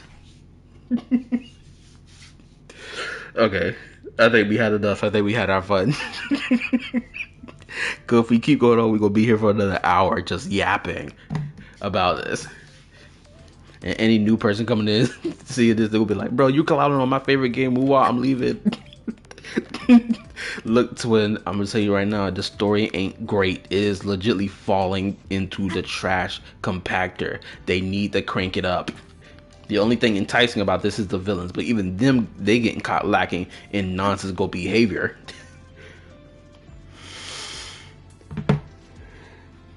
Chat, we need a bad story to compare. Not the good where we forgot Umizoomi. Oh my god, bro. That shit just unlocked a memory in my brain. I think you should watch Ultra Z just to cleanse your palate. Oh, don't worry. I'm about to watch something that's going to cleanse this palate tonight. It's going to be that JJK episode. And then I'll probably watch like one episode of Ultraman Z that you told me about. I'm going to put it on my list. Shoot, I'll say this right now. You know it's a better story than this? Anybody here has ever watched Baka and Tess? I know I mentioned it in a previous stream. But Baka and Tess is a better version of this story.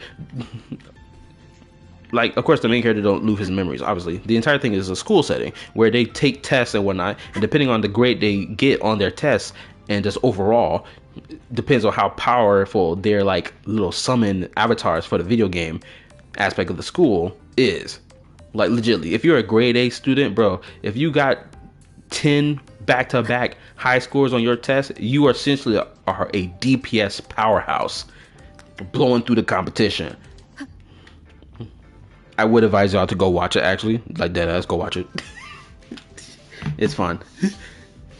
Anyway, I appreciate everyone who came to watch the stream. I really do. Especially this section. This is probably the most fun section of the entire stream right now. Which episode of JJK? The one with the Tickle Monster?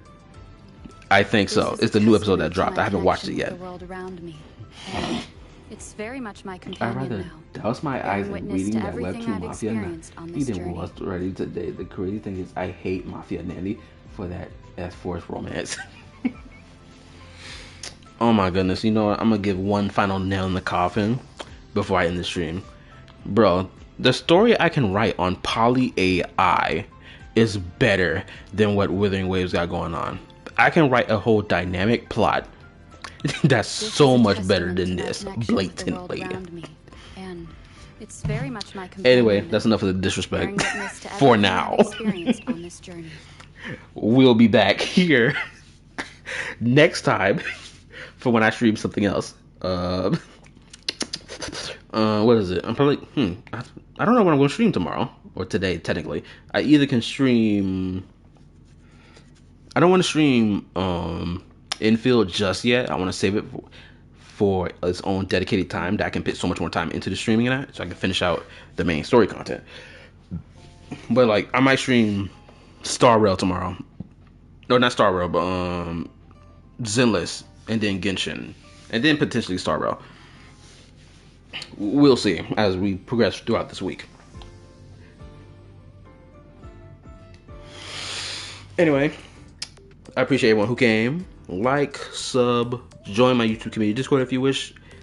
Check out my yapping topics and yapping reaction content. Both playlists are on the channel. Look out for for the new video related to the lolly topic related to Zenless. I will be posting that tomorrow. I'm not going to give y'all a time frame of when, because after I finish the stream, more than likely I'm not going to work on the video yet. I'm just going to save my voice for tomorrow, because I need my sleep this time. I need to get back into the sleep, zone, wake up in the morning, and I'll probably just get right to work working on the video. This is a testament to my connection with the world. What else?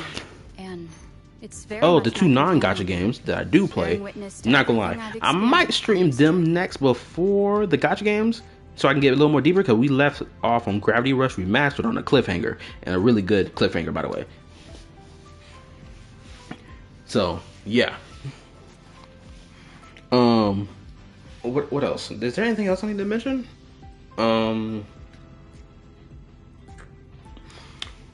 This is a testament to my connection. I still gotta pump out that Traveler Strength video. At this point, I think I'm just gonna go into the cooking in the kitchen. And I'm just gonna like make an edited video. At this point, I think I'm gonna just do that instead of just holding off on it and getting this video out immediately.